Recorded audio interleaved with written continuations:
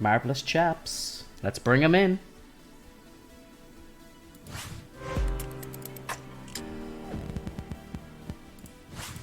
Gentlemen.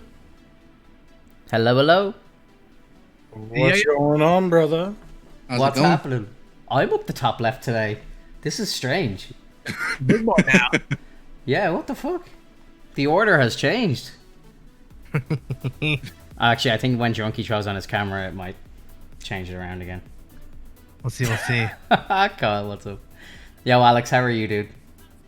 Fantastic. It's been a long semester for me, and I finally finished my finals. So I was tired as hell on Wednesday, but I'm happy it's over. Let's go, dude. Zabrewulf's first time on the podcast. Yeah. Hey. Yeah. What's up, Everybody man? give him a great welcome. Throw Hey, some hearts Drunky. in the chat. I knew that was going to happen. Drunky comes in, he just takes spot number one, just pops in. Takes the left I get side. Everyone else down here. I get the, Discord knows where Papa belongs. I get the shoulder. I get the shoulder. That's funny. Discord knows. Discord does know. Right. It does know. It's my channel, but Discord knows. Got him. Got him. You have a good week, Finto? Yeah, it wasn't bad, man. My job is stressing me out a lot at the moment. Very, very busy. Some crazy stuff going on in the country at the moment, just with trying to roll out vaccines and stuff like that. Like my company works with the HSE, who are basically like administering all the vaccines and stuff, and they got a cyber attack during the week and basically lost access to email and everything. So you can imagine what that was like. And last Friday, I get the call at 3:30 that I have to set up a pop-up office of like 35 people, like set up desks and laptops and everything like that, headsets for these people so that they can work on Monday, like crazy stuff. So Oh no, man. it's just been wild. It's been a wild week, and I'm happy it's over. I just get to. This is the highlight of my week now. I get to just sit and talk shit with the boys. Yes, sir. Get to chill out. Are you guys still pretty locked down? Yeah. We're still like. That's insane. I think like level 5 for us is what they would class as like the top level of quarantine, and we're just coming out of that now. So like gyms and stuff have been closed since mid-December. Yeah, so- I see you finally made a trip to the barber. Was that like a week or two ago? My barber, I contacted her last week, the barber shops were opening again, and I contacted her I have her on Instagram, and I was just like, oh, are you guys busy? I presume you're booked out for the week, but if you can slot me in anywhere, let me know. And she was like, oh, I work for myself now. So I was like, okay. She's like, yeah, I can just come around to your house. And I was like, oh my god, I could have got my haircut 2 months ago off you. So I went scruffy for no reason. It was funny. But at least I know now, like, she can come around and like cut my hair on my lunchtime now when I'm in work. So it's really nice. Now you know for the next pandemic. Exactly. Well, there better not be a fucking other one. My god, I'm so sick of it now. Like, basically, why we're so behind is they wanted Ireland to have like a Christmas where like everything was open and there was no restrictions and stuff. So like they kind of advised people to wear masks, but they like opened up restaurants and bars and like retail shops and stuff like that. So like, we'd been locked down for almost a year, and obviously being such a small country as well, like they didn't want to cripple the market over the Christmas period. They were kind of hoping that it was going to kind of save retail and stuff like that. So they opened it. We went from like having like the lowest like positive rate per capita to the highest in the space of like 3 weeks of just opening the country up. Like that's how crazy it got. So it was proper just like, fuck, okay, like we've thrown ourselves back like 3 or 4 months now. So now we're kind of just catching up, and we're probably where we should have been in January now. But the vaccines are starting to roll out and stuff like that. Like my parents have gotten the first round and stuff like that. So we're hoping by like July maybe that the vast majority of the country will be vaccinated, and then they can just go ahead and open the place up. But gyms are Yeah, that's crazy. gyms You guys have been so locked down in America. It's like a completely different experience. Like it's. I hear the stuff from you guys. I'm like, what? Yeah, bro. Like This long? like people that in the golden zone. People they that pretend it doesn't even exist. Yeah, I talk to a lot of people like who the way that they speak about it, it's like it was years ago. You know? Yeah. It's like, oh yeah, that was a crazy time we were living years ago. I'm like, yeah, I'm still in it, bro. Like, dude, that's the way it's the still culture is ongoing. these days. Like, people get over whatever they're thinking about. Like, people's attention span is like a week long. Like, Yeah. if they haven't worn a mask in a week, might as well have been last year. Yeah. We live in the now. 100%. We're very zen over here in America. No attention spans. Live right now. Exactly. Like I was just at Disney. Like literally shoulder to shoulder people, no masks on. Like this thing never happened. Give me Like you one put on a mask when you went inside or you went for a ride or whatever, but other than that, nothing, bro. It was bizarre. It was kind of nice to see people's face again, though. Like to see crowds of people, it was nice. Yeah. Yeah, now we can have that trope of like, hey, it's oh my god, I could see your oh my god, that smile. I've never seen that smile before. All right. I loved all the videos where people said they got really good at the smiling with their eyes only, but then they'd have like the bitchiest look on their face or whatever. those were really funny. Dude, I went to my chick. She works at a bar, right? And so I was picking her up so we could go somewhere. And I was having a beer, and it was my first time at a bar with a mask off. And I'm just sitting there. I'm like, I wonder what my face looks like right now. Like, I really like have been mouth breathing for the past year and a half, and like not even paying attention. Like, I've been like, just I letting look good, boogers like- hang for the past year, mouth Yeah. breathing. So, That's funny. Yeah, dude. Yeah, like, dude, it's wild. It's the same here. Like, I watch the fights every weekend, and now whenever they have a pay-per-view, they're only doing pay-per-views in states that allow full venues. So like Texas, Florida, and you'll see like one person in the entire crowd with the mask on, and you kind of just like, it's wild. I mean, obviously they do a lot of testing there, yeah. but like you were saying, like there's no way Disney's doing anything past like a temperature test with like a temperature gun, if Better than that. that. bro. Yeah, not even that, because it's Florida. So how would that really work? You know. I saw a video. I saw a video. That's on, crazy. I saw a video on TikTok from. And then you hear Fento's like, "Yeah, I can't even go to the gym." I saw a video on TikTok from a. Oh jeez, I can't remember. I think it was like back in January. It might have even been before Christmas, and it was like a kind of club in Miami or something. And it genuinely looked like the video was taken in 2016. Like it was just like wall to wall, women everywhere, just like fucking. It looked like spring break, like, you know. Bitch, you better have my honey. I was like, holy shit! Like I was like, we are like fully locked down here. Like I can't even. Like, you know, I'm lucky enough that like my parents are like a 2-minute drive in the car from my house, like, so I didn't really miss them, like, but I've got friends who like didn't see their parents for 9 months, and like who I haven't some of my friends I haven't seen in a year, like, you know, and these are people that I would see like, you know, every couple of days, so it's fucking crazy, like. Yeah, 100%. Yeah, it's wild. And then you're on All Gas No Brakes channel on YouTube, and you see him like partying on spring break. White Claw. It's like, what the heck is going on over there? Yeah, it's crazy. Like, there's definitely like people that just don't give a fuck about it over here. Like, there's, you know, like if God forbid the sun comes out over here, like, you know, you'll get all the teenagers and stuff. They'll go down to the parks and stuff, and they'll just all be drinking in fields and shit. And you know, there's no stopping that. Like, you know, and like there's a couple of canals that run through the city center that have a bunch of bars on them. And like the bars are now doing what they call takeaway points. So like they're not allowed to have people into the bars, but what they'll do is they'll be serving them through a window with like plastic cups. So everyone's just on the street drinking instead. Like it's just fucking stupid. That's gotta be really roadies. really safe and responsible. Oh, it's do you like give them straws with their beer? Jeez. Oh, it's just crazy, bro. Like you know, you'll drive past a pub, like, and there'll be like people sitting on the wall outside the pub, and like, to be fair, they're probably like 2 meters apart or 6 feet apart or whatever, but they're just sitting there all day getting hammered, like, and you just know by like the 6th or 7th drink, like they're all fucking hugging each other and shit, like they don't give a fuck. So They're just happy to be out and about again. Exactly. Yeah, so I think that's enough talk about depressing COVID, and Yeah.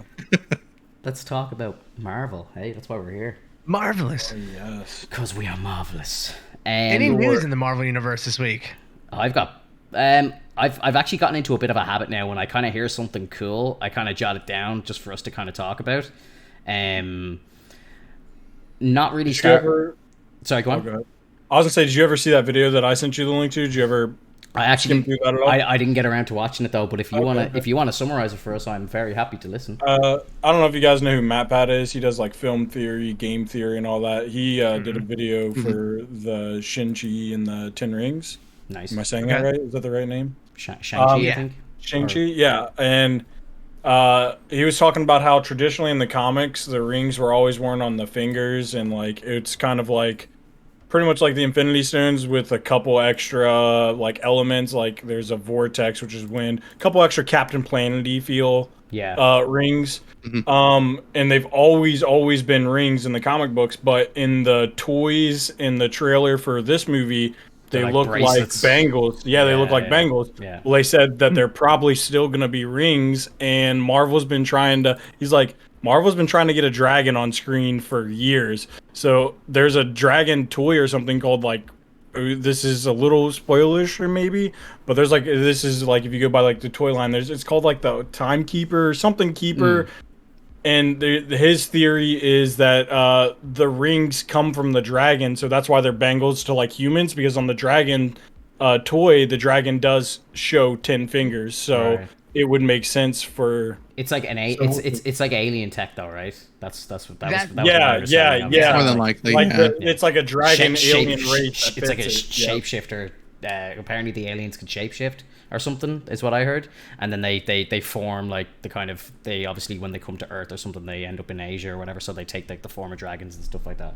That was. And he's saying that like after one of the Netflix shows had like that was supposed to have a dragon like failed. I think you've talked about it before, Fento. I can't say which show it was, but they're supposed to have a dragon and they just completely failed to ever even show it or represent it. So they're trying to like make up for that maybe. Interesting. Probably Iron Fist then, because he yes, kind of that's right. realm. That's right. With It was Iron Fist. Yep, it was Iron Fist. 100%. Yeah, I was thinking it was gonna be like when you kept mentioning. I was thinking it was gonna be Fing Fang Foom. That dude. That is nuts. the name. That's the name of the. It's Fing Fang Foom. That was the name in the theory. So yeah, I don't know. I'm excited for that. Yeah, I'll. That's pretty creative. I like the idea. Like obviously they don't want to do anything that's like ring related, because we just had like the Infinity Gauntlet, so things on the fingers. So making it come from like a dragon type of character, like, you know, that's creative and cool. And I thought visually in the trailer so far, like, you know, the full arm bangles or whatever, that looked kind of amazing. And we'll see how it works, because in the comic books, like, there's literally like buttons on the ring that they have to press to activate them. So I'm wondering how that's gonna work with like the arm stuff, because that was kind of like a thing. It's like if you can stop him from pressing the button, you'll be good. But you don't have to do that, I guess, now for the arm ring. So we'll see if they, you know, do any corny stuff. I don't know. Yeah, I kind of think you're right. Like, I think if they were to do rings right now, it's very kind of similar to the Infinity Gauntlet and stuff, like, you know. So I think I think they have to kind of flip it up a bit, especially for the normies. Like, you know, people are going to be like, oh, what? It's rings again? Like, you know, instead of stones, it's rings. So yeah, I think they're gonna have to flip the script a little bit. Yeah, no, that's cool, man. I'm really looking forward to that movie. Did you guys see the new clips for Loki and Black Widow? No. I didn't see the Black Widow one, but I saw the Loki one. Oh my god! How much more can they hype these up? There's 2 clips for Loki. Grab the popcorn, guys. I don't mind pulling it up if needs be. Grab the popcorn. Get the popcorn. Get it ready. I'll link them up. But yeah, like the Loki clips are pretty cool. I was a bit kind of, I don't know. They kind of, for the Black Widow clip, they kind of just picked a random minute of like action sequence and just threw it out there. And they were like, "Here's a clip," like, you know. But the Loki clip definitely kind of looks interesting. Sorry, let me just pull it up here. Actually, we'll start with Black Widow one because it's actually the worst one. So we'll start with that one first. So we'll build it up properly. Sorry, I'm just gonna load the 3 of them up here. 1 second. This one's absolutely terrible. We're gonna start let's start with the worst and build our way up to the best. I saw a thing as well. You guys might know, but you know that that YouTube channel Screen Culture? They're like a verified channel. Do they put up like fake stuff, like fan made stuff? Because like I've seen some videos on their site, and I'm like, is this real or not? Like, because they put up a video the other day, and it was apparently labeled as the opening scene from Black Widow, and I watched it, and I was like, it kind of looked a bit fan made, and then like maybe the last 5 seconds were like just something from the movie but taken out of a trailer. I don't know if it's real or not. I could throw it out if you guys want to. Like it's only like a minute long, but yeah, that's it. Yeah, it'd be sure. interesting. It'd be interesting to see just because, and we could kind of discuss. It could be real. I don't know, but to me, it kind of looks a little fan made. Sorry, I'm just trying to find. Yeah, this is it here. Sorry. So many videos. Oh my god. Okay, we're going to the theater, boys. Back in a second. So here we go. First clip. Get your ticket stubs out. Yep. Shh. Quiet in the theater. All mobile phones off, please. Okay, anytime now, please. Shut up!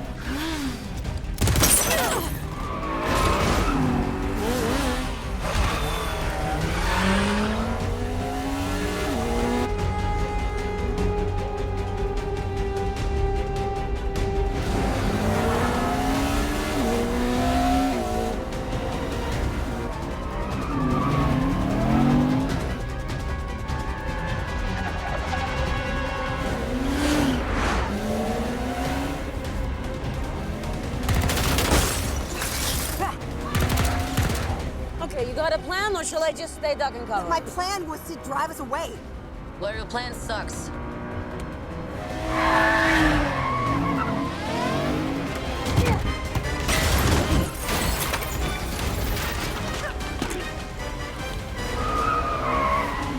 You're welcome.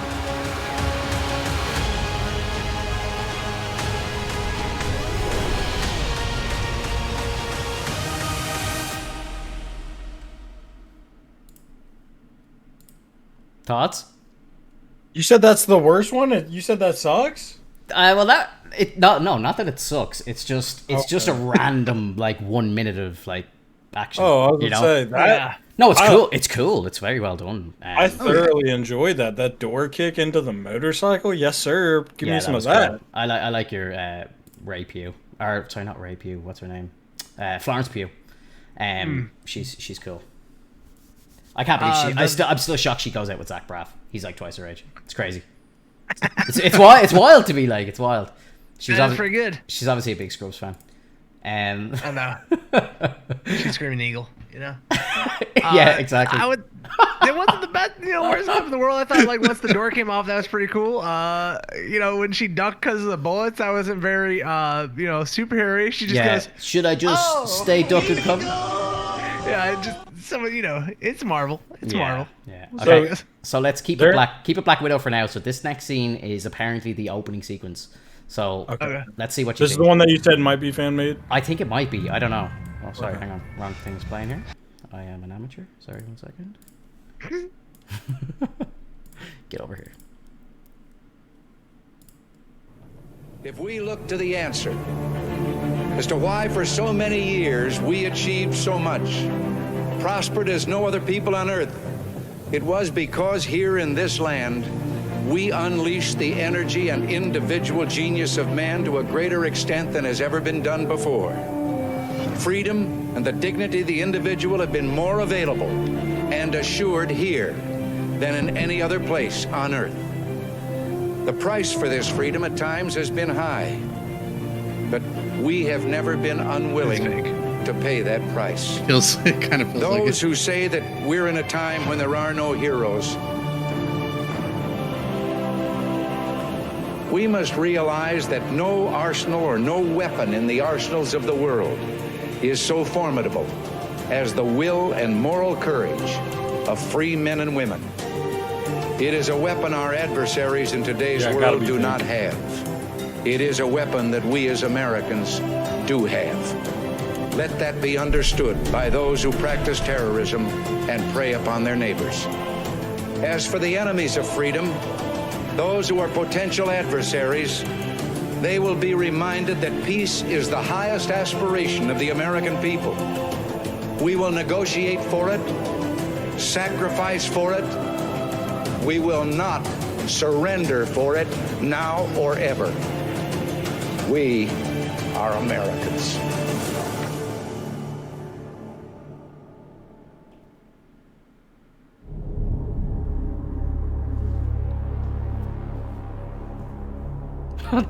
That's that's it. Like That's the opening. That's the opening of the show, bro. to me, it looks like a trailer for Cold War, like Modern Warfare. Yeah. Yeah, I had a very Call of Duty vibe on it.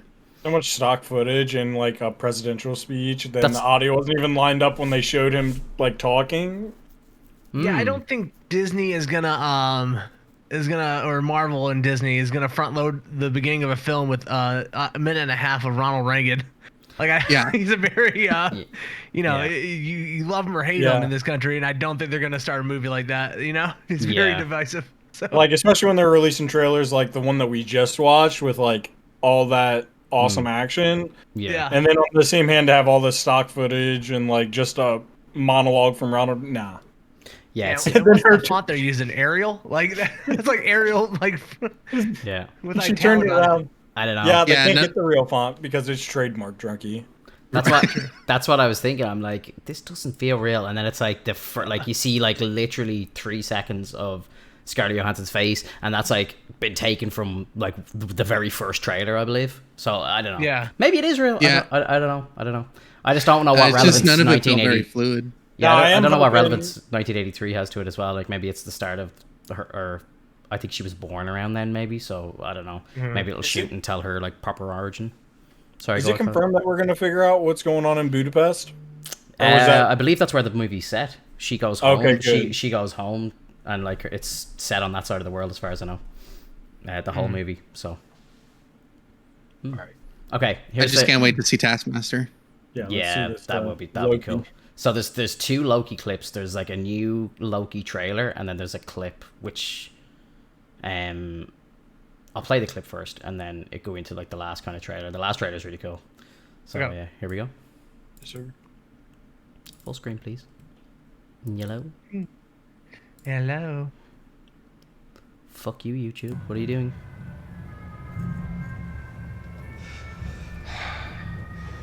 I'm Agent Mobius, by the way. Are you taking me somewhere to kill me? Wow. No, that's where you just were. Wow. I'm taking you someplace to talk. Well, I don't like to talk, but you do like to lie, which you just did. Because we both know you love to talk. Talky. How long have you been here? I don't know, it's hard to say. You know, time passes differently here in the TVA. What does that mean? You'll catch up. So you're part of the TVA's courageous and dedicated workforce. Yes. You were created by the Timekeepers. Yep. To protect the sacred timeline. Correct. Is that funny?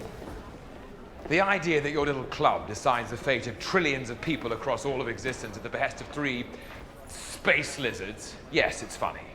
It's absurd. I thought you didn't like to talk.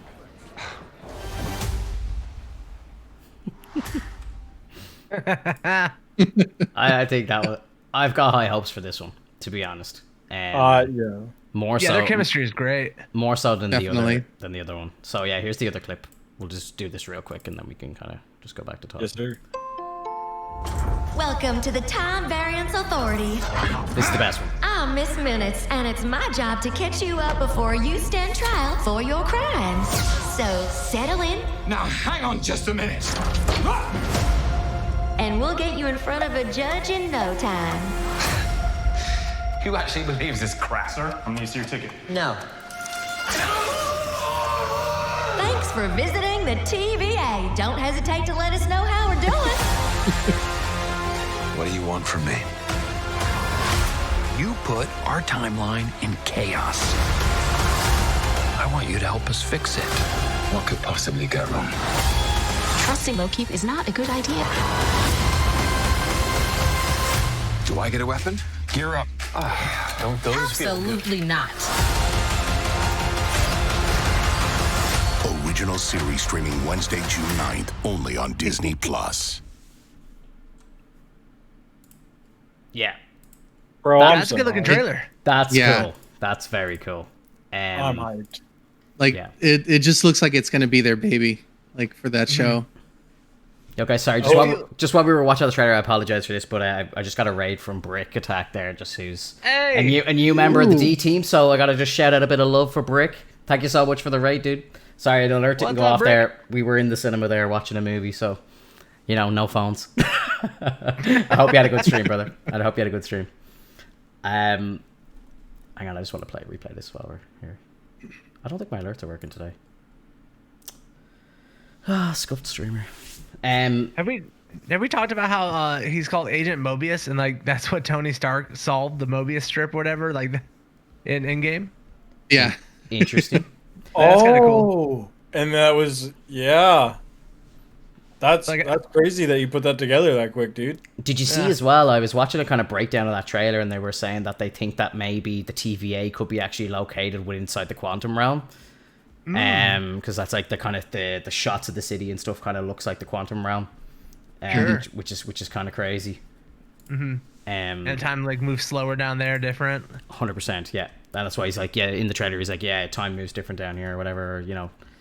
He's like, you'll figure it out and blah blah blah.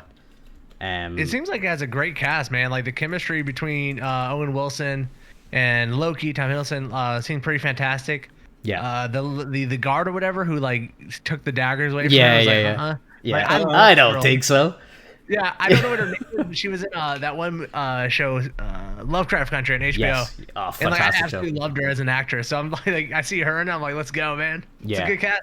And then like even like that little cartoon intro, like the voice that they have for that was really good. Yeah. Oh, it's perfect. That mascot's gonna be amazing. I think that was her name's Tara Strong, the woman who did that, and she does like voices for Rick and Morty and stuff. So it's I love Tara Strong. it's gonna be a good hands. Yeah. And it looks like this is the first Disney Plus show that's like really just settled in the Disney Plus universe. Yeah. And it shows like how much more fun they can have and like how much they can stretch it and do like cool stuff. Yeah. When they don't have to really tie it back to the MCU. Exactly. On the cinema, So like I'm really excited about the show now that this looks like the best one so far. It looks better than Falcon. It looks better than WandaVision. What's very This interesting. looks like one. Go ahead. No, you first. I was gonna say this looks like one of those ones that you're gonna be like, maybe even watching midnight when it comes out. Like you're gonna be excited for every episode, and I wouldn't even be surprised if some people purposely wait so that they can binge it in a long format. I definitely won't be able to wait, but I love the fact that it's on Wednesdays. So for me, like the way my timetable works and stuff, like I can't watch it when it gets released. I think it gets released for me at like 7 a.m. or something stupid like that. So I'd have to get up early, and it just can't be done. So for me, it's going to be handy because I'll be able to watch it after work, and I'm off on Wednesdays as well. So I kind of don't have to rush around. So I kind of it's a really nice break for me during the weekend that I'll have Loki to watch during that break. So I'm excited for sure. And then I don't have to kind of rush and watch it and kind of be online then to talk about it. Although it is nice at the same time to have it fresh in my mind just before we talk, so. Oh, you can get a second viewing it now. Well, that is true. That is definitely true. I probably will do that actually, to be honest. Why wouldn't I? That's a fantastic idea. And as the weeks go on, maybe you can even like rewatch like second week. You have time to watch first and second back to back. Yeah, true. Yep. Yeah, like I'm excited. I love the idea at Loki changed a lot as a character between the first Avengers movie and where he died, and now I love the fact that it's not him, it's him from the first Avengers movie. So really they can kind of retcon a lot of stuff that's happened, and just they've got an older kind of more evil Loki. So I think a show running around that version of him is a lot more interesting. Yeah, did you see that article that was talking about how Disney's kind of retconning Loki right now? That he was never really evil character, or just the Tesseract that was like controlling his mind to be evil. Have you seen that? I did not read that, no.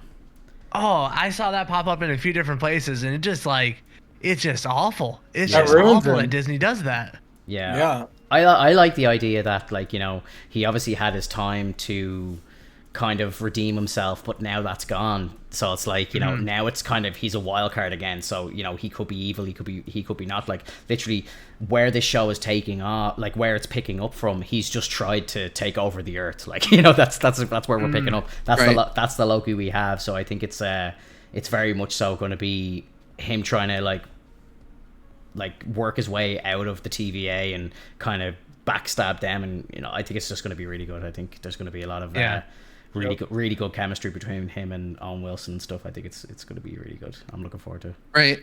In the first Thor, I remember watching New Rockstars, and they were saying that Loki was sort of a secret hero in that point.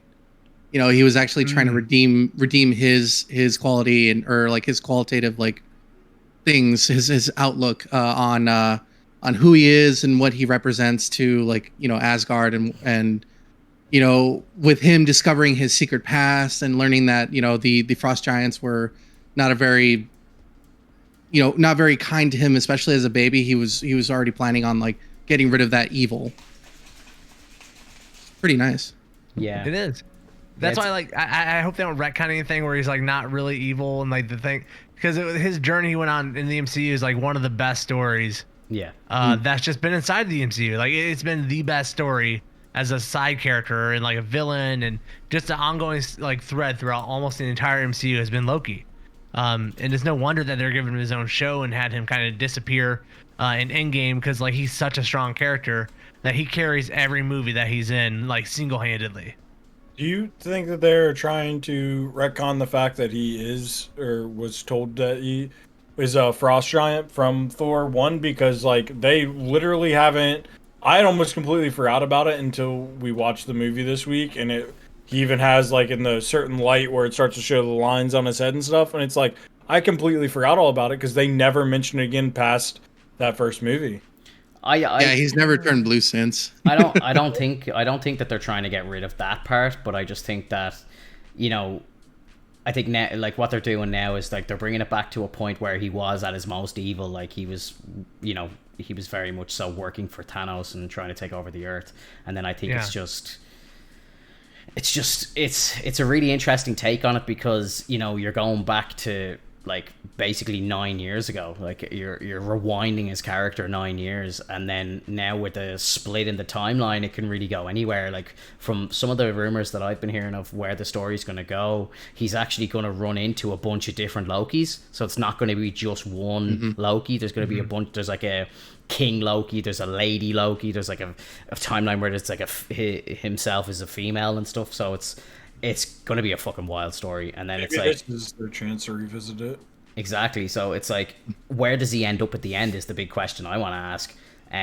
Does he end up going back to the 616, or like he could go anywhere, like, you know what I mean? And this again is the opening of the multiverse. Like, you know, it's like, does this version of Loki, when we leave him, does he end up going somewhere else? And then will he be revisited during Doctor Strange 2 when he starts bouncing around the multiverse? Will he pick him up then and potentially bring him back then? Like, you know, you just don't know where it's going to go, because like if he goes back to the 616, it makes no sense. Like, Thor saw him die, and then the version that he'll get back of him is like a completely different person.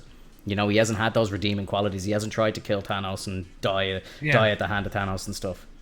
It would feel completely cheap, and it's like the reason I don't like multiverse stuff where they can bring people back and stuff. It's like when there's a cop death. Yeah, like when there's a death, it raises the stakes so high. They're like, oh man, like Loki died. Like anyone can die if Loki died. Like Iron Man died. Anyone can die now if Iron Man dies and never comes back. Like anybody could. Like nobody's safe, and that's like gonna bring something new to the MCU if they keep that going.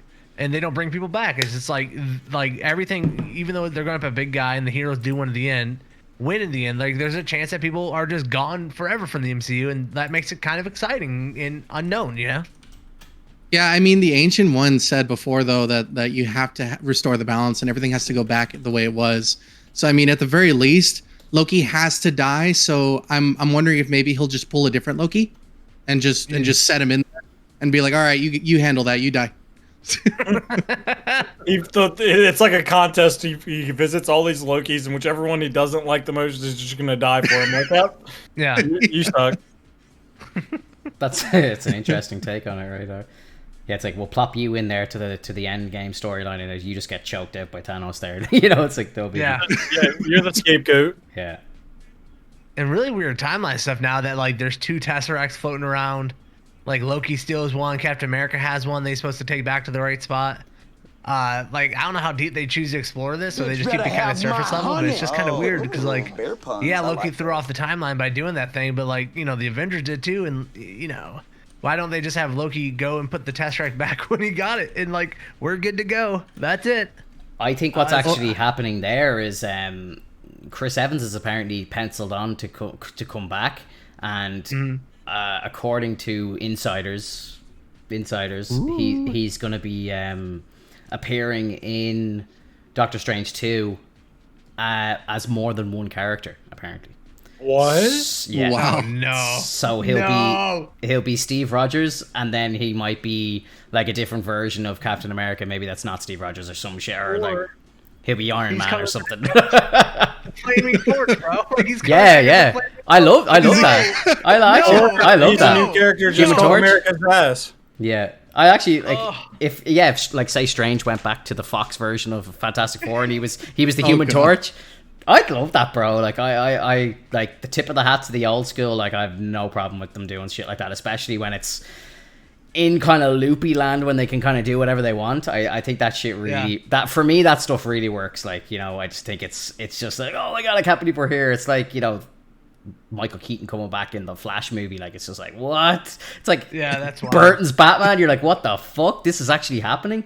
Like shit like that is just so cool. So like I think like imagine you had a scene on Doctor Strange 2 where, like, you know, Chris Evans goes off with Doctor Strange, they pop into a different multiverse and it's like the Human Torch and he's like, what the fuck, why do you look like me, you know? Like there's completely different people. Like I love that, bro. Just him being an arrogant bastard to himself. Yeah, exactly. Kind of keep it to that topic of Doctor Strange for a moment. I don't know if you guys heard, but they're doing a Midnight Suns series. I don't know if it's going to be TV or a movie, but did you hear about this at the MCU Midnight Suns?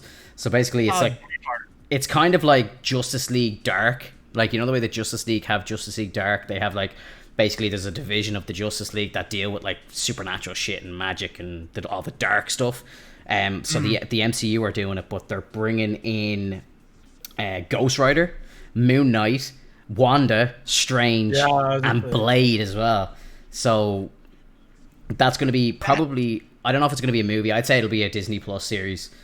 But you think they can get all them on the TV screen? I think as a short thing, maybe. I don't like if this is a movie. Like, we're probably not going to see it till like 2026 or something. Like, whereas if it's TV, I think they can pump it out quicker. Especially because I think Wanda's been on TV already, right?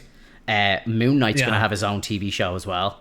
Blade is on TV as well, as far as I know.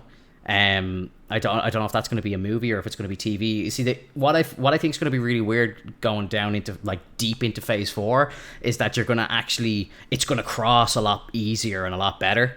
So I think you're going to have potentially Blade having a solo movie and that's his origin, and then he pops into a show with like Wanda and fucking Doctor Strange and stuff, and then it's kind of like the way Netflix did the Defenders, but they did it terribly. But you know, I think that then once it's all under the one banner and Kevin Feige's in charge of everything, I think it just then starts to really flow between the two platforms a lot better. Like if you could think, like, you know, obviously we had WandaVision, it wasn't great, but she's going to come back in Doctor Strange 2, and I think if you had originally kept in the Doctor Strange scene, that would have flowed so nice into it. It would have flowed beautifully, and then you flow back out into like a 6-part series for Moon Knight, and then you flow back into a movie for Blade, and then you go back and you bring Doctor Strange with you, and then you do another TV series. So it's like back forth. Like I think that's the golden ticket for me. Like, definitely. If they can pull that off, that'd be wild, man. Like, wild. I think that's the plan. Like, as far as I know, that's the plan. Like, there was a bit of news during the week as well. Apparently, Discovery, who are the parent company who run like HBO Max and stuff like that, all of the Warner Brothers stuff, they put out this week that they're going to be pumping in the next year like $20 billion into their streaming service. So HBO Max and so on. So I think I probably should have saved the article, but there was a kind of side-by-side comparison, and they were doing like HBO were pumping in like 17 billion, whereas like Netflix, I think, were on like 11 or something like that. So like they're nearly doubling the budget for their TV going forward. So I think they've got big plans. I don't know how I think Disney then are going to need to, if they haven't already, I think they need to realize that this is happening from the opposing side, and I think that they're going to pump even more into Disney, and I think it's going to just, when the movies and the TV start flowing a lot better, I just think it's, the floodgates are going to open, bro. We're going to be getting, because as well, like when, I can't remember who it was, there was an insider who was saying, oh no, it was the guy, it was the showrunner for WandaVision. He said in an interview, he said that he's like, the amount of Marvel projects that I know about right now that are not yet announced is terrifying. Like, so that has to be TV. Like, you can't sit and like, you can't sit on 20 movies, like, you know. Right. Whereas what they're gonna, like, you can't, like, and I think where they're gonna go is they're gonna start bringing it into like 6-part TV series, and then they'll branch out to like a Blade and Punisher movie, and then it's like there'll be another series where those characters fuck off somewhere else, and it's gonna be like the comic books, you know, like you have like. 1 week like Captain America shows up in Spider-Man, and then the next week he's over in X-Men, and you know, I think that's what they're trying to do. I think they're trying to bring the comic books to life.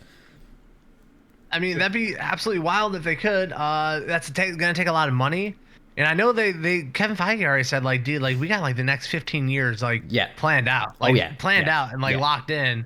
We're you know, it's how are we gonna get to those steps that we're looking at, you know? 100%. Like, sure, Elizabeth Olsen is signed on for like 8 more movies or something like that. Her like contract is like for another 8 years. Tom Holland's still very young, like, so they brought him in so young because they knew that they wanted to have a guy who could play Spider-Man for 20 years. That was the plan. So yeah, absolutely. Like, I think, and like, you know, people like Benedict Cumberbatch, I don't think he's going to go anywhere. And then you can get like older characters like Hawkeye and stuff like that. You just kind of phase him out and let Kate Bishop take over and so on. You know, it's very easy to keep it going for years and years. So that's all for sure. Max is Hawkeye. Hawkeye. Yeah, that's brilliant, dude. Max is in the chat here, just kind of talked about WandaVision and Doctor Strange. Max, we actually spoke about that last week. It is crazy. So Kevin Feige came out and confirmed that there was Doctor Strange footage shot, and the whole narrative was that he was the one behind all of the ads and the advertisements and stuff like that, and then they just completely changed it because they were afraid he would take over, which is that would be awesome ridiculous. Bonus content for Doctor Strange. If they put that as bonus content for the Strange movie, that'd be amazing. Yeah, because you know they have it somewhere. They're not gonna get rid of it. They have it somewhere. They didn't just like delete it, you know. Mm-hmm. Look at Blakey in the chat being the best mod ever. Look at that. Oh my god! Look, he dropped the numbers. He dropped the numbers on his name. He's taking things serious. Okay, he's Blakey, man. He goes to my chat today and he goes, "Hey, it's Blakey89." I'm like, "Oh, the real master of disguise over here."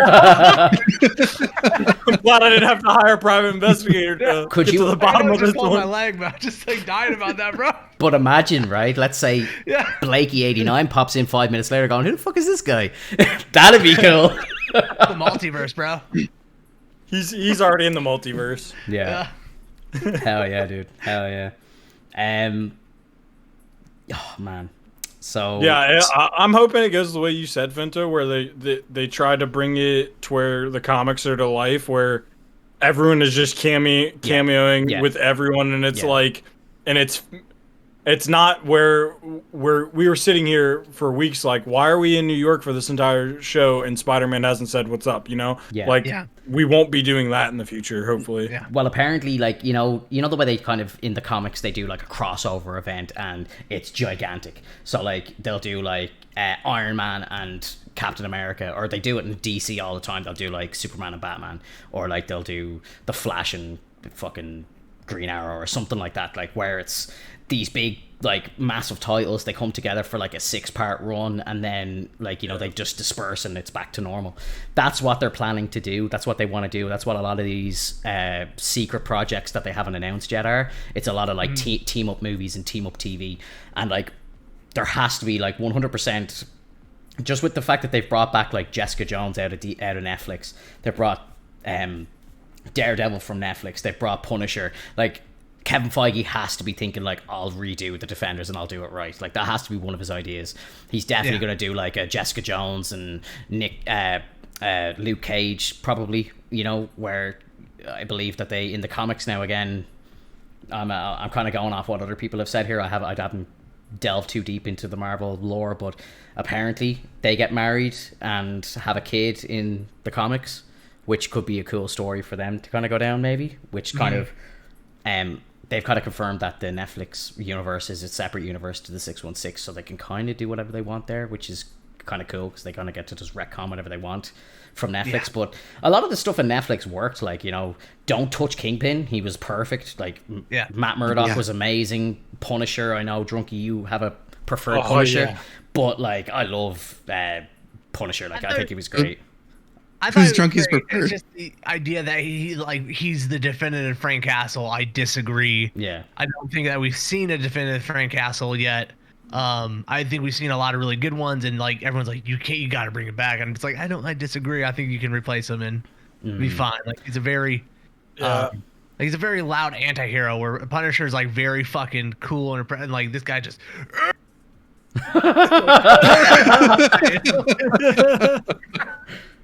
so I just, you know, I could see another person being you know, Frank Castle and enjoy it.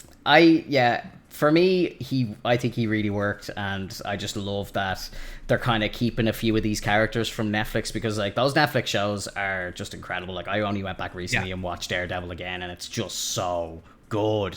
It's so good. Like, the first season feels real low budget, and the choreography is like great, but it's real like street level stuff, and it's like I was really into the Green Arrow TV show on the CW, like, because it was just like, you know, like D-list like hero style stuff, where it's like, you know, just the normal dude, he has no powers, but he's just a badass who goes around beating the shit out of people, like, and trying to like take the law into his own hands. Proper vigilante stuff, like, you know, before like, and like, which is good about Batman, but at the same time he's just goes so outrageous with all of the tech because he's a billionaire, whereas like other heroes like Daredevil can't do that sort of stuff. So I kind of love that stuff, because it's like you relate to people like that, because it's like, this guy's a normal enough dude. Obviously Daredevil has the kind of stuff with his eyesight and all that, which is obviously a bit supernatural or whatever, but it's at the same time, it's still very grounded, it's still very real. And I think that's something that they tried to do on the Netflix TV show. Like, they always kind of referenced it, that like, you know, these were the kind of, as they say in Spider-Man, he's the neighborhood's, you know, hero, whereas obviously Spider-Man is like not really, like, he is like the A team, like, you know, but these guys actually are the B team. They are the defenders, you know. So I think that sort of stuff done right in Marvel is just great. It would be great. My only concern is, like, you know, I don't want the MCU to get too big, to have too many characters, too many stories going on, because I think what kind of made it great was that, you know, we had a large cast of characters, but they're all able to be fit into one movie, and you know, have them have scenes and important scenes and things that were impactful to the movie. But if we add on another 15, you know, heroes, 20 heroes on top of what we already got going on without exiting more people, will we ever get that big? Everyone meets up in Infinity War style, and not just that you see them, but like, if you watch Infinity War, it's like every MCU character has a great scene in that. If the universe gets too big, I don't know if we get Infinity War again. I think we do, but I think we're very much in a rebuild phase right now, and this is kind of like the origin part 2, where we're going to probably spend the next 5 years retelling stories and bringing characters in and like building it up to the next big event, which will probably be Galactus or something like that. And I think if you do Galactus, like, you have literally every single like character in Marvel in that movie, because it's going to take the entire world to beat them, sort of thing, you know. Or you do something like, you do Civil War again, but you tell it right this time, because you have access to all the characters. Do you know what I mean? Like, well, I mean, I mean, we do have a Civil War part 2 that we can get into. 100%. Yeah, 100%. But like, one thing, you know, with that, I don't know if they can jam everyone in. That's all. Yeah. You know, with who we still got in the MCU right now that we've seen, and then they're adding like She-Hulk, Ms. Marvel, you know, Blue Marvel. They're adding Blade. Like, the list goes on and on. They're adding like She-Hulk, you know, 15 more characters. And like, can you fit that inside of a 2-hour movie? I don't know. I don't think you're ever going to get them all. Yeah, I don't think you're ever going to get them all in. But I think you've got people like the Punisher and Blade and stuff like that, and like Morbius and like Venom and all these kind of characters that like stay on the darker side of things, and maybe they all have their own Avengers movie, or you do like a Dark Avengers, which will be epic. Where you they're doing that. Yeah, no. What was the name of that show you said they were coming out with Wanda was going to be in it? Midnight Suns. I just remembered. I just remembered too. They were talking about how I think they're going to introduce Mephisto in that one as well. It would make sense, yeah, absolutely.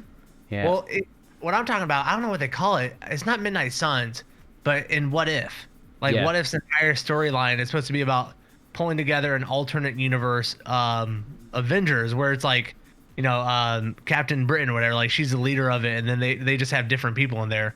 Yeah. So I don't know what you call that, but like they're trying to do something like that that's apart from the Midnight Suns idea. Well, I think as well, what kind of carries on from Falcon and the Winter Soldier is like Madam Hydra. She's definitely putting together her own team, so it's like that could become the Dark Avengers, which like might have like Venom in it and stuff like that, which would be very cool. Yeah, it seems very likely that it's going to happen. Yeah, I think so.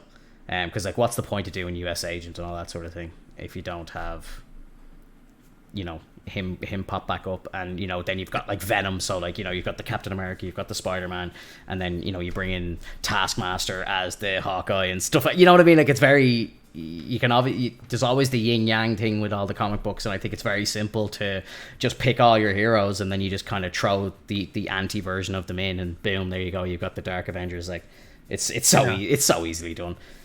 Well, oh, sorry. No, go ahead.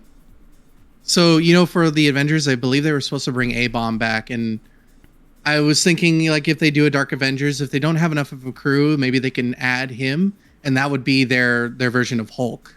Because Abomination, although he can be a bit of a jerk, like, he's still a strong opponent that can be for, like, any sort of task that they need to get through. Yeah. Did I see something about him? There was news about him recently, right? She-Hulk, right?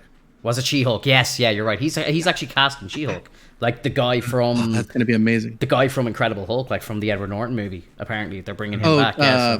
What's his name? Tim Roth. Yes, yeah. As far as I know. So yeah, it's all tied. And then you've got obviously Mark Ruffalo's going to show up in that, which would be kind of strange because obviously he wasn't in that movie, but obviously he's meant to be. It's meant to be the same character, obviously, but just a recast. Yeah, they're gonna act. Yeah, they're gonna have to act like they know each other. Like, yeah. Remember when you? Yo, Bruce, you look tank? You look way different now, bro. It's like time hasn't been good to you. Yeah, it's funny. If we're in a rebuild phase right now and we're like spending phase 4 rebuilding, establishing new people, who do you think is like the natural leader of the Avengers coming into like kind of phase 5? I think it's a toss up between Spider-Man or Captain Marvel. I think Captain Marvel is kind of. I think Brie Larson has kind of ruined that whole character, and I think. I don't know. I kind of think that character has kind of just been from real world events and stuff like that has kind of been dampened a bit, and I think they maybe need to rethink the structure a little bit, because I think there was probably a plan down like where she was going to take over, and now I think maybe it's going to be Spider-Man. I don't know. Thor's already you got Thor going and already out with the Guardians, establishing a little bit more of a presence with more of the other characters, and then as far as like, I mean, he's one of the OGs as far as movie release dates. He's been in the MCU, the Hemsworth. He's been in the MCU for the longest at this point. Yeah. I've always been kind of under the impression though that his contract's coming to an end soon, and that like he's going to be not around much longer. You think he won't? He was supposed to come in, and I think he signed on to do one more because Tahi or whatever. I can't ever say his name right. He was like, I'm gonna direct the next one, and he was like, I'll be in then. Yeah, but I think there was plans for him to be in Guardians 3 as well. So I think he has at max 3 movies left. I think 2 of them have already been kind of taken. I think it's going to be it's going to be like Guardians 3, Thor 4, obviously. And I would not be surprised if in a 3-part deal that Loki was the 3rd part of his thing, of his contract. I would not be surprised if he appeared with Loki. If he appeared in Loki, and then that kind of tied it into wherever that show's going to end, and then go into Thor 4. I think it's going to tie Loki into Thor 4. And then I think because I think Guardians 3 was meant to be made before Thor 4. I thought, and then, or unless the Guardians are going to be in Thor 4, I don't know. I don't really understand how it's working, because I think there was a restructure, but it would have made sense for him to be in Guardians next, because obviously they went off at the end of Endgame together. And then it would make sense as well that Natalie Portman then takes over the mantle at the end of thing, and that will be his kind of natural exit. So yeah, I don't think Chris Hemsworth, and it saddens me to say this, but I don't think he survives Phase 4. I don't think he comes into Phase 5. I think Phase 4 is his end. Do you think any of the OGs? Do you think any of the OGs besides Tom Holland's Spider-Man make it out of Phase 4? Not in a like Avengers, like, top bill kind of capacity. I think you might have like Hawkeye appearing in like a TV show, or you could potentially start like messing around with the multiverse and bringing people back, like, Doctor Strange. They're gonna have Vision back, probably, right? Yeah, White Vision obviously has to do something. I think which Wanda. Again, sorry? Wanda. Yeah, Wanda. I think Wanda like has been around since obviously Ultron. So yeah, I think she has a big part to play. Although I think for Phase 4 she's going to be a villain, and then I think she'll kind of redeem herself towards the end, and then she'll kind of make the turn back to the Avengers just in time for X-Men versus the Avengers sort of thing, where she like maybe gets rid of a bunch of mutants' powers like in the House of M, because they've been talking about the House of M for so long that it has to happen. Like, like they kind of like WandaVision just kind of intros the first like 4 pages of the House of M. Like, so everyone's been talking about the House of M for so long now, but it's only that whole show was just like the first like 3 or 4 pages adapted. So I think you definitely expand on House of M, and then maybe she kind of dampens the mutants' powers, and it's a whole kind of X-Men versus the Avengers fucking showdown, which would be unreal. Do you think amazing? Do you think eventually they're going to tap into Young Avengers though? Yes, yeah, absolutely. Like they're bringing in Kate Bishop, they're bringing in her Wanda's kids. They've got what's his name, Elijah, the young Black Captain America. Like they've brought up most of the characters in already. Like why? Like they're definitely going to do it. It's just a matter of, again, will that be on Disney Plus or will it be a movie? I'd say again probably Disney Plus to intro it, and I just think it's a smart way to do it now, because you bring out all these shows that run for 6 weeks, and then you can tell origin stories properly rather than trying to like forcefully tell and like make the mistake that the Justice League did. Like, you bring a movie out with like 6 characters and you tell the stories too quickly and people don't like it, whereas with a 6-part TV show you do like 1 episode per character, and you give them a proper 45 to 50 minute arc, and boom, you're done. And then at the end of it, Young Avengers are formed, and then it's like in a couple of weeks time it's like Captain America 4 comes out, and then they all make an appearance there. Like, it's just easy money. Yeah. It's just better storytelling too, 100%. to give 100%. to give characters the time they deserve instead of trying to force it in the movie. 100%. And you got to think that they're doing this to tailor it to the new markets, to the kids that are growing up now that haven't read the comic books, and to the normies, as they call them, that are just not comic book goers but they're movie goers, and like the older generation that don't read comic books but they love watching those like action movies. Like, that's who you're feeding this to, like that. And that's what Marvel do beautifully. Like, you're able to take a story like Thanos, which, if you were to say that to people, if you were to put out a plan of the Infinity Gauntlet on a like a whiteboard or something like that and show it to a normal fan, they'd be like, fuck off, I'm not going to watch that. Like, that's outrageous. Like, you know what I mean? Whereas like Kevin Feige and like Marvel just have an ability just to tell, like, just beautifully and like very simplistically tell these stories to the normal person. Like, you don't have to be a comic book fan, you don't have to be collecting comics for years. Obviously it helps, and I think as a fan who like digs deeper, I think like these movies mean a lot more to me than they would to some friends of mine who just like watching the action sequences or whatever, or like do it for the comedy of Thor or whatever. Like, we obviously love to go deep into the lore and into the theories and all that sort of thing, like, so it means a lot more. But just the way that they can fulfill my appetite for it and fulfill the normal person at the same time is just crazy, you know. And I think that's something that DC are able to do in comic books and all that sort of thing in animated series, but they just can't do it in the movies yet. They just haven't clicked it yet. Yeah, thanks, Zack Snyder. Yeah. I'm sorry. He's too complex. He doesn't know how to simplify anything, you know. He's like just big and deep as they can get. I actually think the Young Avengers is going to be a pretty good like canary in the coal mine situation, I think, for the MCU and what they're trying to do. I think that, you know, that's like one of those high wire acts that they're trying to land.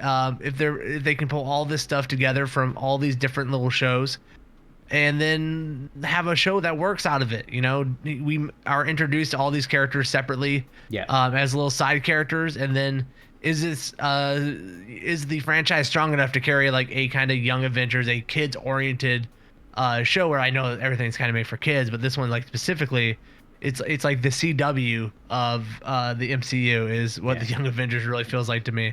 And I know a lot of people who have read, I've never read Young Avengers. I know some people who I dig and I watch their YouTube channels who really like Young Avengers. But for like me, as someone who's into the comics and into the movies, I hear Young Avengers and I'm like, oh, fantastic. A bunch of teenagers running around saving the world. I can't wait. Yeah. We'll see for me. I just think it has a real kind of like X-Men feel to it, like, you know, the way the X-Men is so expanded, and you know, you've got all the young kids at the academy who kind of go out and get in trouble where they're trying to save the world themselves. That's the way I kind of feel like it's going to go, kind of like Civil War. I don't know if you've read Civil War, the comic book, but at the very start of Civil War, it kind of kicks off where a kind of B-list team kind of go off and try and stop some crime, and they end up actually killing somebody by mistake or something, that kind of fucking flares up, and this kind of starts the Accords in the comics, because it's like, right, these kids are just out of control, like, you know, they're right. not, they need to be like they need to be controlled, they need to be like registered and all this sort of stuff. And I just think now, like with TV and stuff, you have like a real opportunity to kind of tell a storyline like that where it actually makes sense. You know, you've got the kind of backstory of all of the greats, and the world is already made up.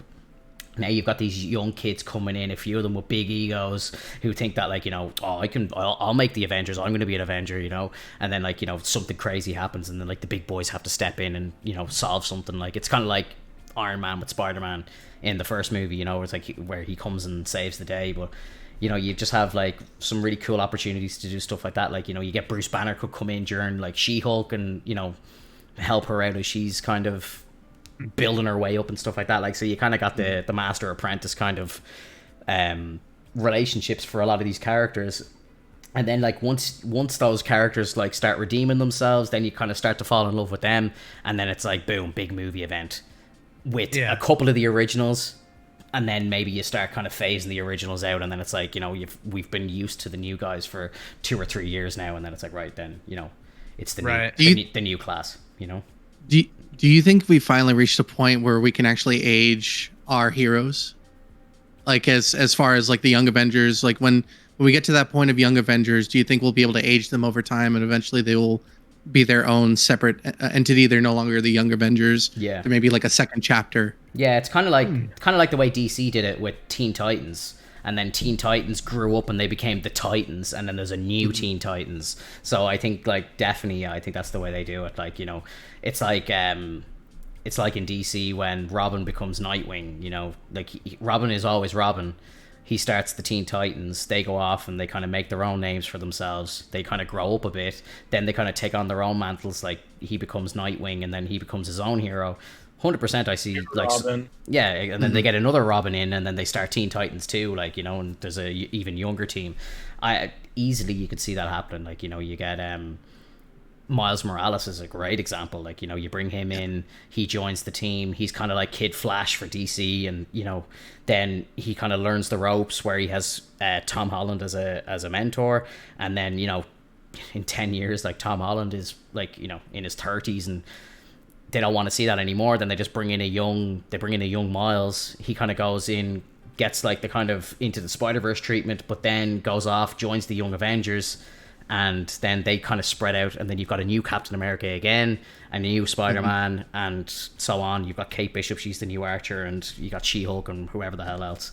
Yeah, I think that's the way it goes. It's just, naturally kind of aging the old people out. And then as well, you've got Florence Pugh coming in as like the next Black Widow as well. So she starts working with Kate Bishop or something maybe, and then you've got like the kind of Clint and Natasha bond, but it's the next generation, you know? Like, yeah, that's just, isn't that the story always? Like, that's how they kind of do it all the time, you know? Like, Kid Flash is always friends with like the Red Arrow, and it's like Flash and Green Arrow. Like, it's just like it's just like mirrors of each other, and but just stepping stones into the next generation. So yeah, absolutely. And I think that'll be great. And I think if anyone's going to do it right, it'll be Kevin Feige and Marvel. You got a lot of faith. You got a lot of faith. I do. I just think I think if they could do it, like if they could do it on like a kid's cartoon on a Saturday morning, and it's good, like, you know, like they're going to be able to do it with shit tons of CGI and cool like fucking like fight scenes and explosions and all this sort of stuff. Like, it's just bringing the Saturday morning cartoons to life. Like, I think like you do that and you can't fail, you know what I mean? Can you imagine just like a retelling of the original X-Men series in live action? Like, you know, you just like episode by episode, page by page, just copy that platform and it's gold. It does $1 billion every single time. Easy. Maybe. We were talking about Zack Snyder there a second ago, and I kind of want to bring something. I want to bring something to the table here. So, Zack said in an interview this week that his favorite superheroes of all time were Iron Man and the Hulk, both Marvel characters. They're his favorites ever. And people were kind of saying, I was deep into like a kind of common thread where people were talking about like what they would do. Like, would you let him like reboot Iron Man? And some people were like, oh my god, yeah, and then other people were like, how dare you, and all this shit. Like, I personally don't think he should ever be allowed to touch like Iron Man or the Hulk. But here's a question I want to put to each of you. Let's say Zack signs on with Marvel. What's the any one of these 20 upcoming projects, what do you give Zack Snyder as a project? What's his first? That's a tough one, man. What's his intro into? It's really She-Hulk. Because if he messes it up, not too many people are going to be upset about it, and Hulk's his favorite. So it's like, if Hulk's your favorite, you better be doing She-Hulk pretty damn good if you're going to do anything else. She-Hulk, yeah. Well, She-Hulk is already kind of in motion, but I like your train of thought, though. You're dead right. Yeah. You're dead right. For me, I'd give him a new Hulk. Give him a new Hulk? Really? Yeah, I would just, like, Ruffalo, not Banner. No, we keep Banner. Right, we keep Mark Ruffalo. Okay. Let's give him Amadeus show and see how that works out. Gotcha. Banner hasn't had Ruffalo hasn't had a standalone movie, so that could work too. Yeah, I don't think Ruffalo will ever get a standalone movie, and I know he's talked in the past about wanting to kind of do it, but at the same time, he's very much happy at Hulk being a kind of background character, or like just kind of in the position that he's been in so far. Like, you know, he's been just one of the Avengers, and I think he kind of just sits in the background perfectly. I got it. They give Snyder the movie that shows the actual transformation to Professor Hulk. Instead of just like him showing up as Professor Hulk, they give us the actual backstory because they gave us a whole movie of like Ruffalo of Banner battling with Hulk, where he'd be like, all right, come on, buddy, and then Hulk would be like, no, and he'd be like, this isn't the time, and then the next movie just shows up as Professor Hulk. Give Snyder the ability to tell that story, and if he messes it up, it's a hole that he was filling. He's not messing up anything in the future. Bro, if you give him the Hulk, it's gonna be like 2 minutes of like the Hulk muscles bulging out as he's turning into the Hulk, like every little tendon, like some emo music behind there. Just Amazon singing. Yeah. 6-hour movie. The first hour is just the first transformation. Yeah. For me, I would give Zack Snyder Nova. I don't know if they're still producing that. I know they kind of rumored it, but I feel like Zack Snyder, like Nova is like kind of out there in space. Zack Snyder's visions and its ego can actually fit into outer space, and so I think he'd have like a perfect opportunity to explore like some really cool visuals for himself, some really cool cosmic like abilities and such. And Nova's such a untapped MCU hero that would be mine. I would give him a goddamn Nova. Jiminy said Hulk Extinction. Oh god, Hulk Extinction. Is that a comic? I believe that was a comic run, yeah. Didn't they have? Wasn't there like a World Breaker Hulk or something like crazy? There's been a couple crazy Hulk stories. Yeah, big Yeah, time. there was World Hulk, Breaker. Yeah. I would have said like I think Planet Hulk would have been a good story to tell as well, but they kind of adapted it for Thor. But I mean, they could very- change the planet. yeah, true. They could just do a redo of the actual Incredible Hulk with Ruffalo instead of Edward Norton and just literally pretend Edward Norton never existed. Yeah, true. For me, I was thinking if I was going to like give Zach a project, I'd actually put him in charge of like say Punisher or like some of the darker characters, like so have him do Defenders or Blade or something like that. Like I'd have him in the kind of what I thought was going to be the rated R side of the MCU, which unfortunately is not going to come to fruition, which is awful. I think if they were going to do, like they're saying they're keeping Deadpool rated R, but that Deadpool's going to be the only rated R title in the whole MCU, which I think is a mistake. Like I think they should definitely have a kind of or universe, if that makes sense. Like, and they have like Punisher, Blade, Deadpool, like all these people that are just gonna like fuck shit up and not care. Like they're gonna be chopping heads off and all, and they're all the characters. And like you could bring like Venom in and get him even more fucking over the top, like biting people's heads off and stuff like that. Like I think like you kind of do that kind of dark universe, and I think Zack Snyder would sit in there somewhere like perfect, like kind of Watchmen style, Punisher / like Blade stuff. Would be just amazing. I'd love to see. Do you that. think they do any more R movies outside of Deadpool? Well, they've said no. Like they said they haven't, but maybe plans change. But I like, how do you do how do you do Blade but have it like PG-13 like or whatever? Yeah. I like dust instead of blood, my friend. Yeah, Dust. I know. Dust. But it's just it's not vampire dust. It's not the same. Yeah. It's not the same. Like you want to try and do something to pay an homage to that original scene in Blade with the nightclub with the with the blood coming out of the roof and all. Like that is one of the best scenes ever. Yeah.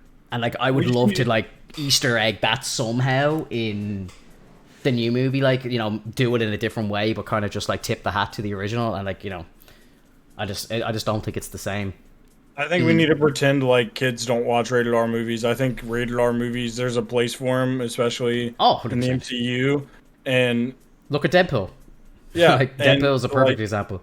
Like he's chopping his hand off and like flipping everybody off, and then he's like talking about like wanking with a fucking baby hand and stuff like that. Like, but it just works. Like it's outrageous. Yeah. But it works. I mean, we live in a time where kids can look up anything they want on their phones anyway at any time. So we need to some of these rating systems. Like, all right, if that's the case, how come when I get on Call of Duty or Grand Theft Auto, half of the population is 10-year-olds? Yeah. So it's like, just drop the act. Yeah. I would say too that like not to count it out. Like Kevin Feige is like he's a very pragmatic person when it comes to like working on this stuff. And so he's like, all right, I got him, I wore him down, and I got Deadpool a rated R, and we can do rated R Deadpool. Yeah. But let's not put the cart in front of the horse. Let's get Deadpool done. Show them that it's okay. Show them that it makes money. Yeah. And then we'll start working on the next one to get like, all right, I think we can do Blade as rated R. Like we saw how good this worked, and we did this right. Yeah. And so like I think he definitely wants to do rated R stuff. And I think he's a very smooth and like tactical operator, and I think he's just left foot, right foot. He doesn't want to get ahead of himself, and true. He wants it eventually. So true. If they can manage to pull Blade out as R, I would be very happy. Yeah, I just like one of my favorite storylines ever, like for Marvel, was the whole thing with like Morbius and Kraven. The Hunter and stuff, and like Punisher came in for that as well. Like, and do you know what I mean? If you did like some sort of like an adaptation of like Spider-Man with all of that going on, and like it's a kind of proper crossover between Sony and Marvel, and I don't know. I just think like that sort of stuff works. But then maybe their idea might be that they're going to take all of these characters into like a kind of Sonyverse, and then Sonyverse is like the rated R thing, and it's kind of separate to the like it won't. It's stuff that doesn't appear on the Disney Channel, like, you know what I mean? And that could work as well. You just don't have Tom Holland's Spider-Man. You bring Garfield back or something. You do all that kind of rated R shit with Garfield. Bro, I'm telling you. I'm telling you, bro. I'm telling you, it's coming. I don't think it is. So apparently this week as well, just to kind of touch on this for a second as well, some of the special effects guys from the Raimi verse and from the Amazing Spider-Man verse have been credited as to be working on Spider-Man 3. So the guys that worked on Andrew's movie and on Toby's movie are all working on Spider-Man 3. And they had some woman who was like a costume organizer or choreographer, I don't really know how you say that, but she is credited in the movie as working for Miss Dunst as like her costume designer. So it's like Mary Jane from the Tobyverse is gonna be in it. I'm very surprised that they're doing a multiverse in Spider-Man, if they do the multiverse in Spider-Man, right, if we get there, because I really feel like that takes away from like Doctor Strange's movie, which is called The Multiverse of Madness. Yeah. And I know it might be like the wrap up of it or whatever, but it just kind of feels like they're stealing the thunder of that movie by doing the multiverse in Spider-Man first. Well, I think what the plan is that, you know, the events of Spider-Man happen, the multiverse opens, and then Doctor Strange is going to be in Spider-Man, and I think those two movies play back to back, kind of like an Infinity War and Endgame. Those two movies, like that is the next. I know you keep talking about what's the next Endgame. I actually don't think you realize we're getting it now. Like it's coming so soon. Like so soon. Spider-Man is the multiverse of less madness. It's just, but that's what's gonna happen. Like you have like the Sony characters bursting into the MCU, and then you've got like some of the fucking crazy stuff that's going to be happening in Doctor Strange. Like, you know, there's talks of obviously Nick Cage's Ghost Rider and Tom Cruise as a different version of Iron Man, and just crazy stuff. And then like I think there was something about, I think they were trying to get Patrick Stewart in to shoot a scene as Professor X and stuff like that, and Hugh Jackman, like everybody appearing in there somewhere. And I think what the whole storyline is going to be is the Sir Patrick, indeed, yeah.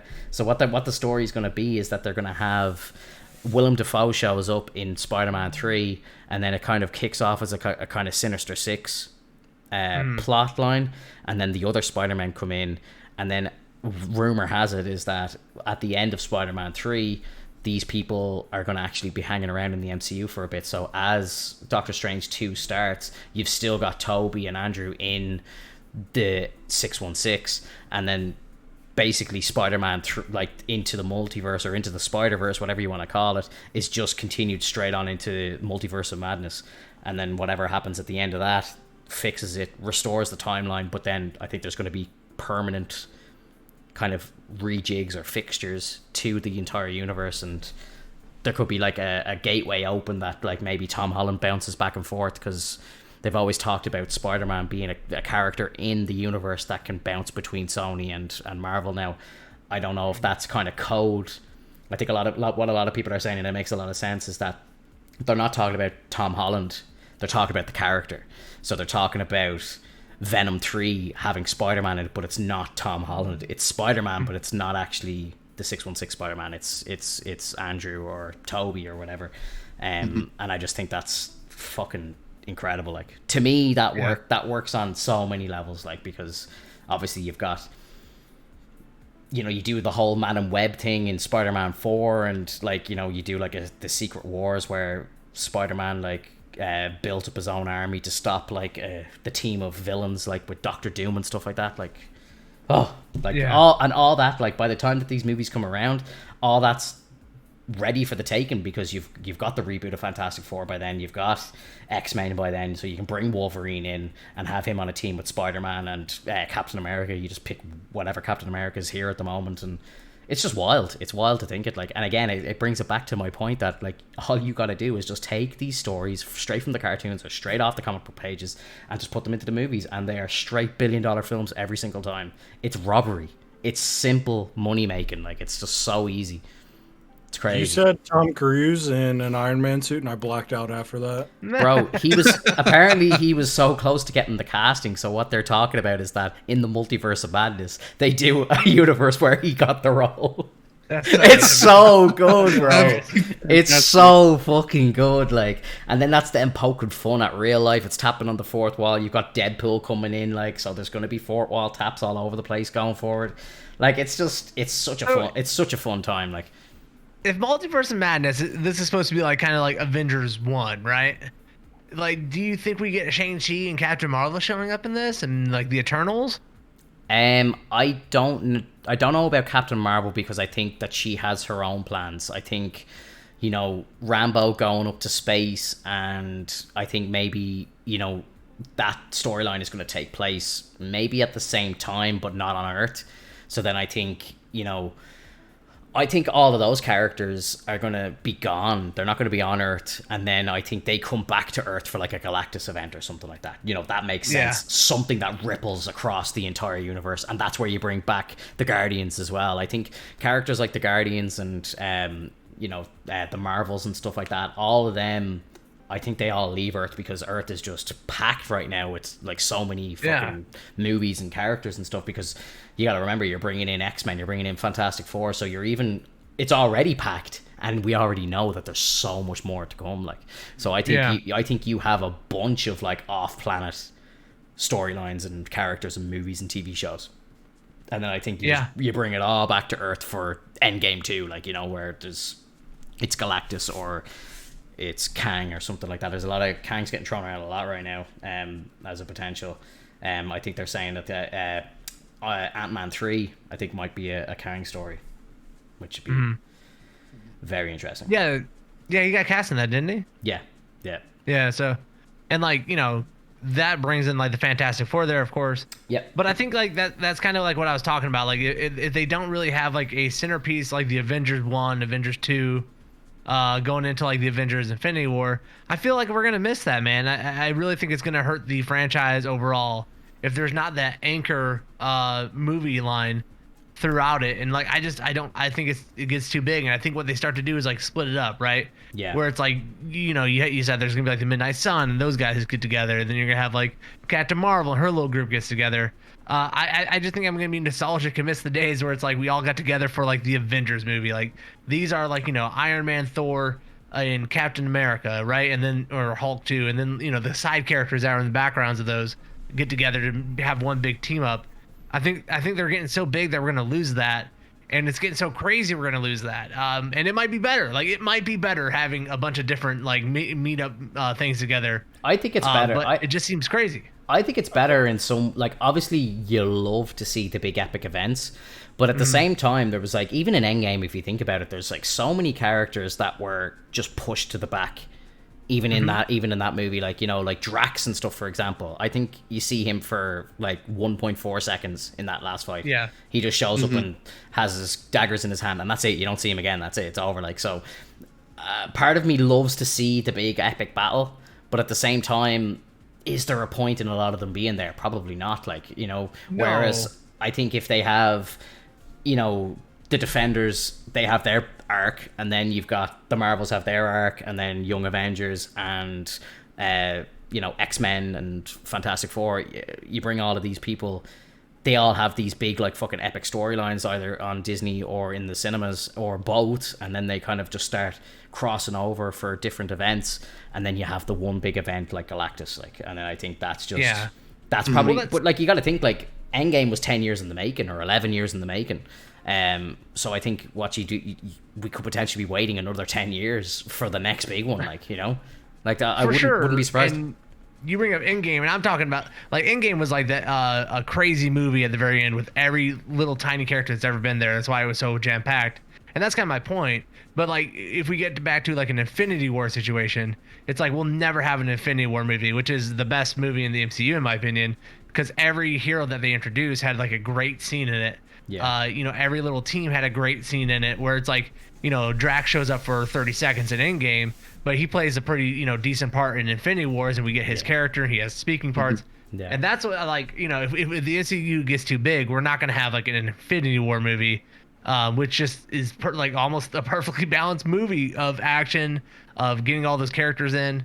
And I think it's a small point that would mean a point that I'm just talking about because it's been in my head lately watching all these older movies. It's like, we're gonna miss having these characters and like this camaraderie between like a core group. And that's it. I think we're gonna get it. I think it's gonna still be around, but I just think it's not gonna be the entire. Like at that point, it was the entire like cast of every single movie all coming together. Whereas now you're gonna get these big, massive team ups, which will be epic. But I just think it's not going to involve every single person in the universe at the time. But they're still gonna be incredible stories. Like Doctor Strange. It's gonna be like a brand new chapter, and it's gonna feel amazing to see all these new characters growing up and showing us that they can do just as good as the previous.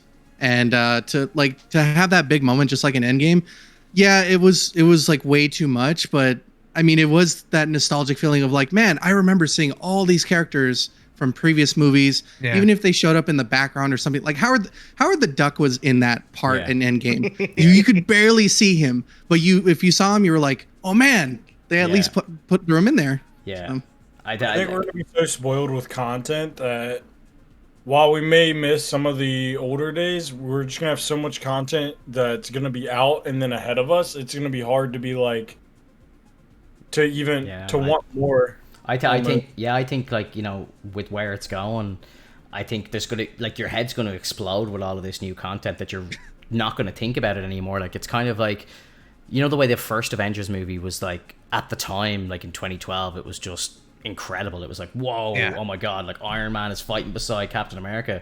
But if you think about that, if you even put that like beside Ultron, you're like, the first movie was shit compared to it. And then it's like, you know, you put that against like Infinity War, it's like, whoa, like, you know, it's like now Ultron is just awful when you put it against Infinity War. I just think like it's going to be, you know, you're going to think about like never to take anything away from Endgame and Infinity War, but you're going to look at those movies and just be like, wow, that actually was a stepping stone in a certain sense, because now you're kind of used to just what I think is going to happen is you're gonna have a different mindset. So you're going to have like the Earth heroes, and there's going to be like an Earth Infinity War, and then there's going to be like another kind of movie universe going on in space, and they're going to have a big team up, and it's going to be like Endgame in space, you know. And I just think it's just ever so expanding. But you're gonna know who all the characters are, but I don't think you're gonna actually. Like you'll be so deep into that storyline that you won't be thinking about people on Earth. You know what I mean, or vice versa. Sure. Like when I'm watching Doctor Strange 2, I'm not going to be thinking like, what's Captain Marvel up to, like, you know, or like what's Drax? Where's Drax? Like, why is Drax here? Like, I don't give a fuck. You'll be thinking what Spider-Man's up to though, because you're always thinking that. Well, I'm like, where are the 3 Spider-Man? What are they up to? Exactly. And where's every Miles? minute that passes by? Where's every Miles? minute he's like, "Where's Spider-Man? Where's Miles? Where's Miles? Where's Miles? Where's Toby? Where's Toby? Is Toby coming? Come on, Toby, you fuck, get over here. Yeah, big time. I already realized we haven't actually really talked about Thor at all. we've been deep into the news. We've been deep into the news. Blonde eyebrows Thor. What a good time. So good, bro. Like, I don't know what they were thinking with like the costume design in that movie was like not on par at all when you think about like even how good like Ragnarok. Not even like the Thor 2, like they went like more kind of Norse with the hair and stuff like that, like, and they kind of like maybe paid attention to the lore and stuff a little more. But like that first movie, just like all their hair was horrendous. Like Anthony Hopkins just looks like ridiculous in that. Like he looks like he looks like a character out of like Shrek or something, like the way he's like kind of like rounded off hair and stuff like that. Like, and he just looks outrageous. I put a thing up on my Instagram today, like this morning, like just in my story, kind of saying I was talking about Thor 1 and how awful it was with like all the costumes and stuff like that, like, and people were DMing me going like, oh, the costumes were great and all. I'm like, yeah, they were for the time, but they're not when you look back at them, like, you know what I mean, like how they thought like dyeing his eyebrows and like making Anthony Hopkins look the way he did, like it just looked ridiculous. Like, and then like you jump to the second movie and you could see how quickly they changed the tone. Like, you know, they're all wearing like they all have the braids in their hair, they're proper Vikings, like, you know, like I think that it's like it was like for the first movie they didn't really do their homework. But the second one they kind of went back and were like, okay, like even Thor, like he's got like the braids in his hair, he looks like a proper Viking, like, you know. And same with Odin and stuff, like, but the first movie feels strange, ridiculous. Yeah, It's the because the eyebrows. costumes. It's Yeah, the eyebrows. exactly. The eyebrows Those eyebrows. are The costumes hilarious. are bad, but the cinematography, like when you see the bridge, when you see Yeah. Oh, no, it's like beautiful. all It's beautiful. when they're actually like being shot to different, like all that's so well with just bad costumes. Yeah. Yeah. No, I think like it's still like I'm a sucker for a Thor movie. Like I don't care how bad they are. Thor is like my fanboy movie. Yeah. I'm into it, and it's because like when you see Asgard, Yeah. it's this like ornate gold rainbows, like clouds coming up. It's like like I'm there. I'm into it. But the worst part about this movie to me is like I see all this beautiful stuff they have built for this, and then every goddamn shot in this movie is like, oh, what's this look like at 45 degrees? Yeah, Oh, yeah. nice. Let me check if this is at like 20 degrees now. Oh, great. Like I just like, what are they doing with the camera in this movie, man? It like was just a bit get strange. the camera sitting straight for me, bro. It's incredible. Yeah, like I love the first shot where they kind of go up through the clouds and then like it flips and then they're like upside down and Yeah. like it's kind of like the whole like gravity pull and how they're in a different realm and stuff. I think you do it once and then you kind of realize, okay, yeah, like we're in a different realm here or whatever. You don't need to be doing it all over the place. Yeah, and like it's called the Dutch angle, and they The use Dutch it to make you feel angle. uncomfortable. Yeah, it's called the Dutch angle in filmmaking, and they use it to make you feel uncomfortable. So, because you're not supposed to be like viewing stuff like this, and so I'm like the whole uncomfortable with movie's that like name. this. Like, I'm uncomfortable with being told I'm looking at a Dutch angle. I don't know, bro. That's just it's filmmakers. I just know. I heard that somewhere in a podcast. I was like, oh, interesting. Nice. God, man. And like people try to do it to feel like super creative and stuff. Yeah. Mm-hmm.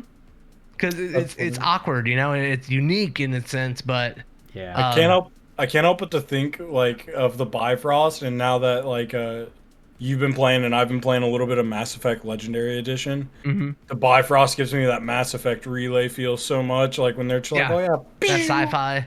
oh so good. You know what I think the movie really points out? I think something about the MCU, everyone talks about how good the casting is for like the main characters. Like that's Thor, that's Iron Man, like that's who they are. Yeah.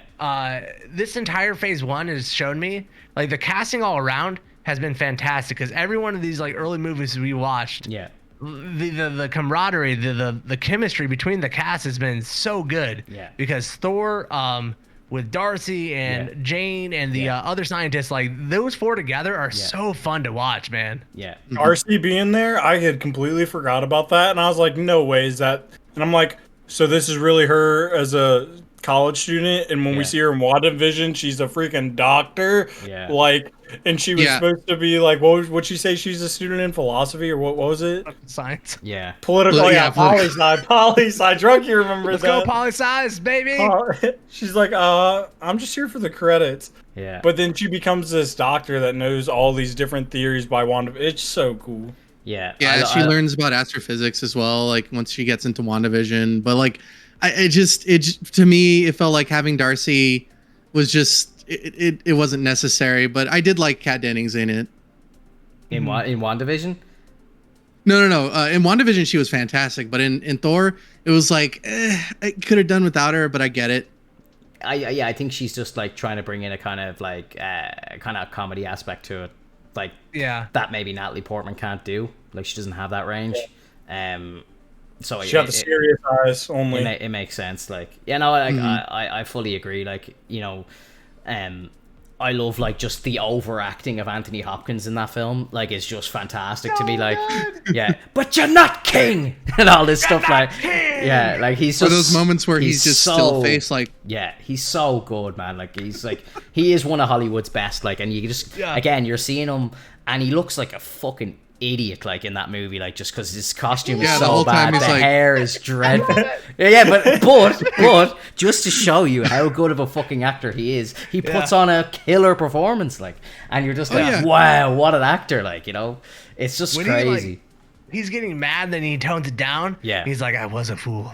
Dude, and like when he shows up in Jotunheim, the corniest one, he looks at Thor, he goes, silence. Yeah, like easy boy.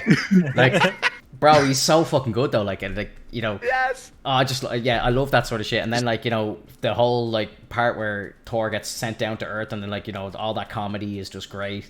I just love his chemistry with Selvig and stuff like that. Like, he's so good. Like, and it's just like even like the first you know, like I don't really think of that movie as much of a comedy anymore after Ragnarok, but like that movie did have a lot of comedy in it, like, and it was very funny, and I love like that scene where he first like tries to use his power, and like, you know, he doesn't have any power left, and you're just kind of like, he's like, oh, I am Thor and all, like, you know, like don't touch me and all, like the stuff, like, and he's just like going off on the doctors and stuff like that. Like that shit's just so funny to me, and I love when he goes to try and pick up the hammer and stuff, like, and he's just like, I just love it.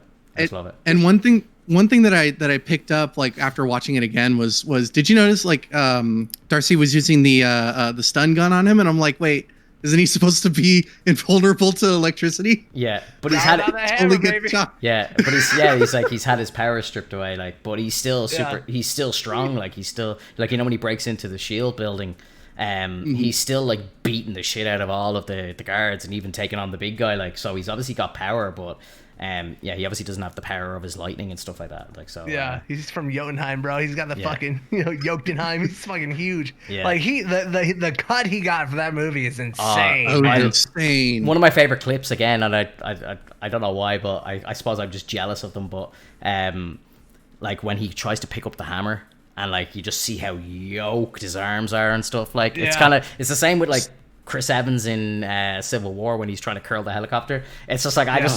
just appreciate like the dedication that the actors go into to get into that shape, because like, you know, that is like, you know, obviously it's not their real strength, but like those guys do have those jacked arms and stuff, like, you know, and you gotta respect the grind and the stuff that they do, like the to their bodies and stuff to get into that shape. Like, you gotta respect it. And like that scene where he like goes to grab the hammer and you can see his fucking tricep popping, and he goes to pick it up and all, and I love where Coulson's like, I want to see what happens here. He's like, don't do anything. Like, Coulson's like, he's like, hold muscles. Yeah, he's like, let's watch that flex. He's like, let's see what happens here. I will say one of the things I didn't like about the movie, and this is kind of a critique on the entire Thor movies from front to back, is they kind of underutilized the Warriors 3. Like, his friends are a much bigger part in the comic books than they are in these movies. Bro. I've always thought that. And like, you know, you've got like Zach Levi, like plays like one of the main guys in it, like who played Shazam and stuff. And like these guys are so underutilized. What's the girl's name? Shavy or Shavy or Shay or something? The female. Jamie Alexander. The character's name in it, or whatever her name is. I think it's Civ, or whatever her name is. But like, I think they brought her into Agents of S.H.I.E.L.D. back when Agents of S.H.I.E.L.D. kind of crossed with the movies and stuff. And like, that was cool. That was cool because you kind of got to see her off screen, and she goes down to Earth and she's helping Coulson out and stuff like that. And then she just zips back off into the Bifrost. But that was one of the biggest like upsets for me, was all those guys, because I love the big guy who like is always eating and stuff like that. The sword guy. The sword guy was my favorite. Yeah, but like they all had a kind of really cool story. But then when they all got butchered in Ragnarok, I was just like, oh my god, like that, like they just got so like the disrespect. Yeah, it was like they were just so hard done by. It's crazy. Yeah. So like, I really love the beginning of the movie where like they actually are like the Warriors 3. It's like all 5 of them, and they go in with their like, great scene, man. And then like after that, they just kind of show up like once more, and it's a great scene when they come back to fight the big giant. I forget what they call him, the Guardian or whatever. Which, side note, like one of the coolest little villains in MCU. Like, his design was amazing. Like his metal, and then the energy underneath him, and the way like when his arm and body like turn backwards on itself, dude. Like, that's great visuals. Yeah, it's beautiful.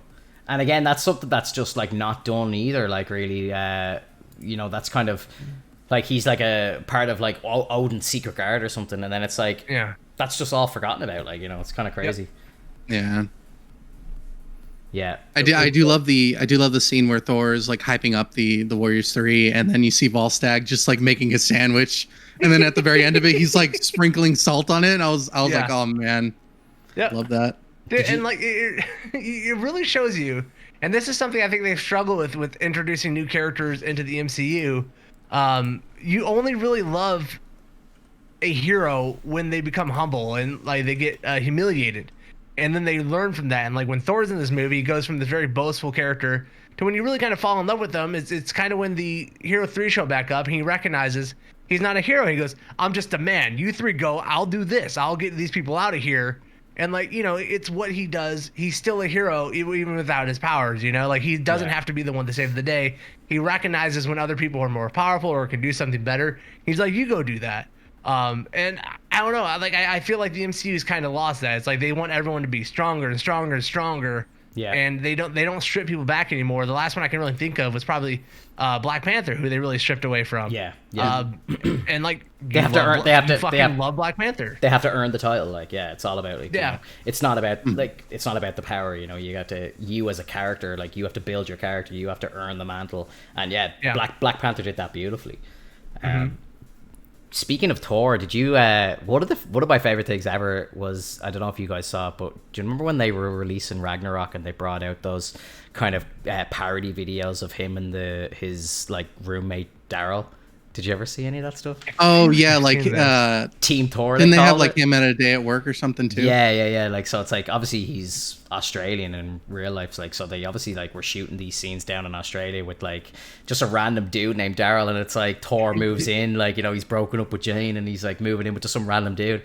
But I just thought like that was some really fucking clever like promos and stuff like that, where they just kind of had him chilling out and being a normal person, and then like, you know, your man Daryl's in work and then Thor shows up, he's like, come on, I want to go do something, like it's like swinging the hammer around the office and stuff, like it's just fucking great, like. But like I think that was definitely like the turning point for the character, like stuff like that. I think you've got your man, the director, T80 or whatever his name is, I'll never be able to pronounce his name. I know. You've got him to thank for that, like, because obviously he's a comedy writer and actor and stuff like that. But like, he really turned the character around. Like, just to think, like, going back and watching Thor 1 to see where he is now, it's insane. Like, it's insane to see how much he's grown as a character. Like, it's crazy. Yeah, Chris Hemsworth's become like, it shows how much he's grown as an actor too. He's not the strongest as this one. Like, he's not bad, but like, he really has gotten a lot better at comedy and stuff. Yeah. Well, like, if you think about it, like, scenes here. when he got cast in, I think we talked about this last week, but when he got cast in as Thor, like, he was only ever in one movie before. He was in the first Star Trek movie, and he played Kirk's dad, and he had like 5 minutes on the screen. That was it. Other than that, he was like a soap opera star in Australia. Like, it's crazy. A Star is Born. Jesus. Yeah, can you imagine? Like, it's absolutely crazy. Nah, it's a crazy journey. Yeah. Certain like Australia, whenever people see him, they're like, "Oh, you're Liam's brother, aren't you?" And he's like, "I'm fucking Thor." Like, what do you mean? Like, everybody in Australia loves Liam so much that he's like a nobody. Can you imagine like being like Luke Hemsworth, like being part of that family, and you're Luke? Like, it's fucking. Isn't so bad.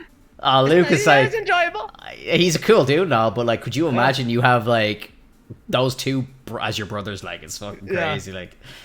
Like, it's straight up outranked hunks of Hollywood, like, and then it's just him. He just looks like a fucking little stump in the corner, like. They probably hate him because he's the only Hemsworth brother that can just walk down the fucking street. Yeah, you know, like, not get bothered. I might have mentioned this story before, but my best friend from high school, his wife's sister got married in Australia, and she's a doctor in Australia, and the guy that she got married to is really good friends with the Hemsworth family. So, like, they were in Australia, and they got pulled out in a riptide, and Chris Hemsworth's dad came out on a surfboard like it was nothing, and she was like, grab onto the surfboard and saved them from the riptide because they were getting pulled out in the ocean. So, like, they can be like, yeah, Thor's dad saved me. Australians are the best among us. Like, I don't think I could ever spend any time in Australia, bro. Like, dude, everything wants to kill you. The insects over there, and it's just terrifying, bro. It's like a horror movie. Like, have you seen like the size of the spiders and the snakes and everything? I'd be having a heart attack every day out there. Like, no, thank you. Like, and I have no problem with spiders and stuff. Like, my girlfriend's petrified of spiders. Like, if there's a spider in the bathroom, like, she'll actually scream. She'll be like, "Oh my god, get rid of it!"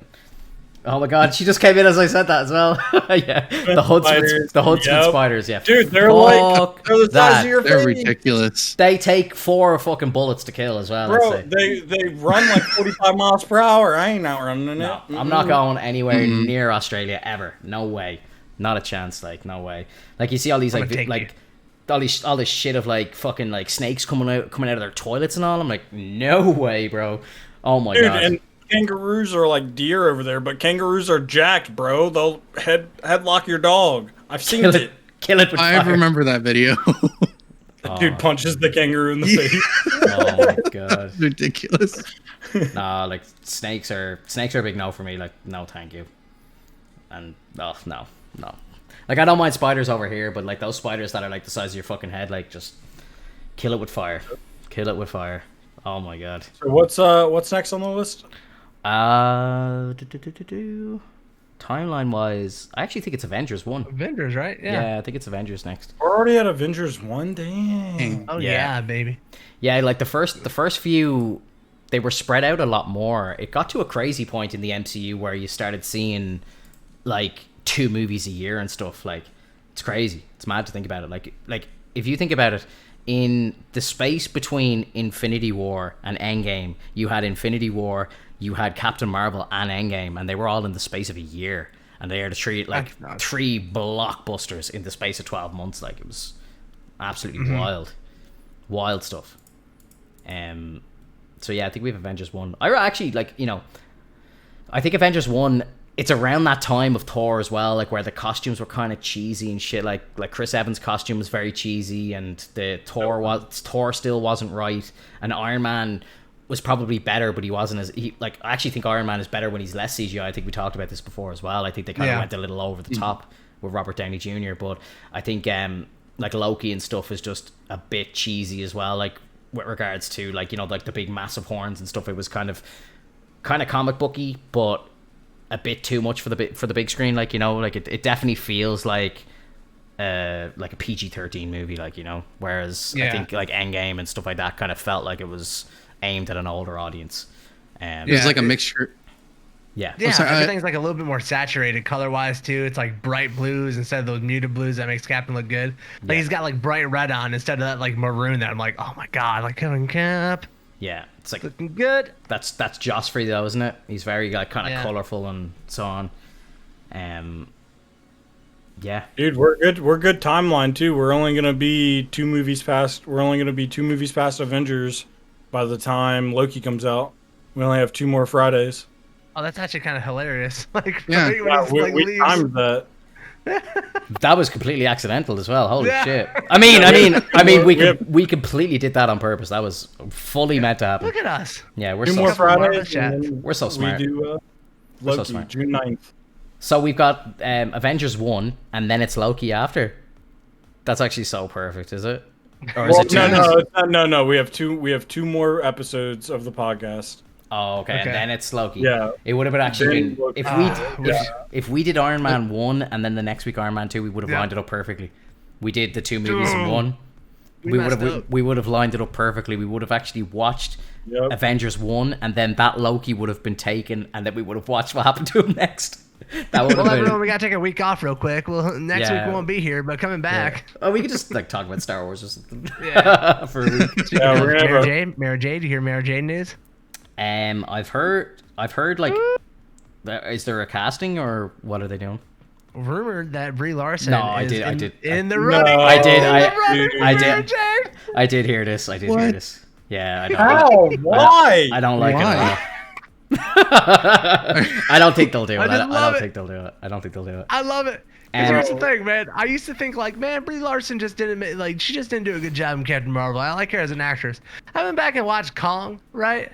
She's not a good actress, man. She's not good. She doesn't like have it. She just doesn't fill the role that she's in. She just feels smaller than it in everything. It always feels like there's a chip on her shoulder about everything. I don't even want to say that. It's just like when she's in movies with like Sam Jackson, like he's putting on this great performance, and she's just small. Yeah. And she just doesn't feel it like other people I've seen. I just don't get it. I think she's quite good when she does like more of a kind of comedy role, or if she's doing something really serious.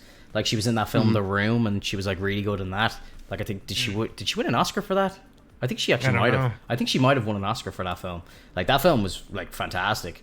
But I just don't know if she works as a superhero, like, you know. And then there was like a lot of like bullshit going on. I think in the real world she was kind of doing a bit of a Gina Carano online and all this sort of thing. Like, so, you know, I think there's a lot of hatred out there for her as a person, which I think shouldn't reflect on the movies. Like, it shouldn't reflect on her character, but like, you know, this is the world we live in. Like, you know, everything is just, you know, anything somebody says is it kind of judged, and it's so easily accessed now. So like, you know, I feel like, you know, Brie Larson, and it kind of like crosses platforms, if that makes sense. Like, so, you know, it's same with Gina Carano. Like, I don't give a fuck like what anybody's political view is, but now we live in a world when somebody says something like that, they're getting fired off a TV show. Like, and it's like, you know, she's an actress, she's a person, she's allowed to have her own fucking opinions on stuff. So, like, you know, why are we firing her from a TV show that she's actually pretty good in? Like, you know, the TV show survives quite well with her in it, and then she's like meant to have her own spin-off TV show, but it's like because of a tweet she's getting fired. Like, it's like, it's kind of crazy. Like, you know, I don't know. That is crazy. And like, she probably shouldn't have gotten fired for that, but you know, that didn't happen in a vacuum. I'm sure they put her on like notice about her social media presence.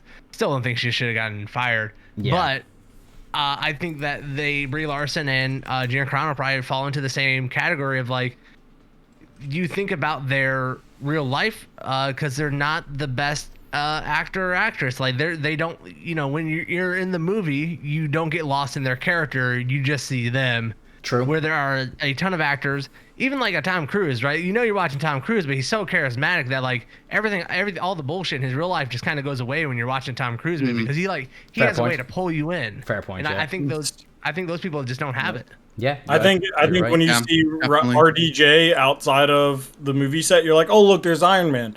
But it's the opposite for her, like Drunkie's just saying. When you see her in the movie, you're like, oh, there's Brie Larson. Yeah, so, her actual like real life persona takes over. Yeah. So not good. And thank God she lost that show, Gina Carano. She, like, I don't know why everyone went to like fucking bat for her. Like, unless it was just like, hey, you shouldn't be taking off like your political views. Gotcha. I'm there with you if you're going to bat for that. But like, let's stop acting like she was like God's gift at acting. Like, she's just not good in that show. Like, I'm sorry, she's just not good. Yeah, I heard there was the same thing. I think there was a lot of the reason why some people were very sensitive about the issue as well was because there's tweets out there from Pedro Pascal basically doing the exact same thing, and it's like, you know, why did she get fired when he didn't? And you know, there's all this fucking man versus woman shit and all, like, and I think he just put on the screen, that's why. Yeah, I don't know, like, it's just, you know, I don't know. I think Gina is definitely a person who, like, you can just tell by who she is. You know, she used to be like an MMA fighter. Like, she's definitely someone who likes confrontation. She like probably thrives in the whole like drama of it. So I think like when she gets told to kind of toe the line by Disney, she's probably like, fuck you, like, what are you gonna do about it? Like, you know, whereas Pedro probably bends the knee, like, you know, where he's like, you know, like, oh yeah, you know, I'm sorry, I won't do it again, blah blah blah.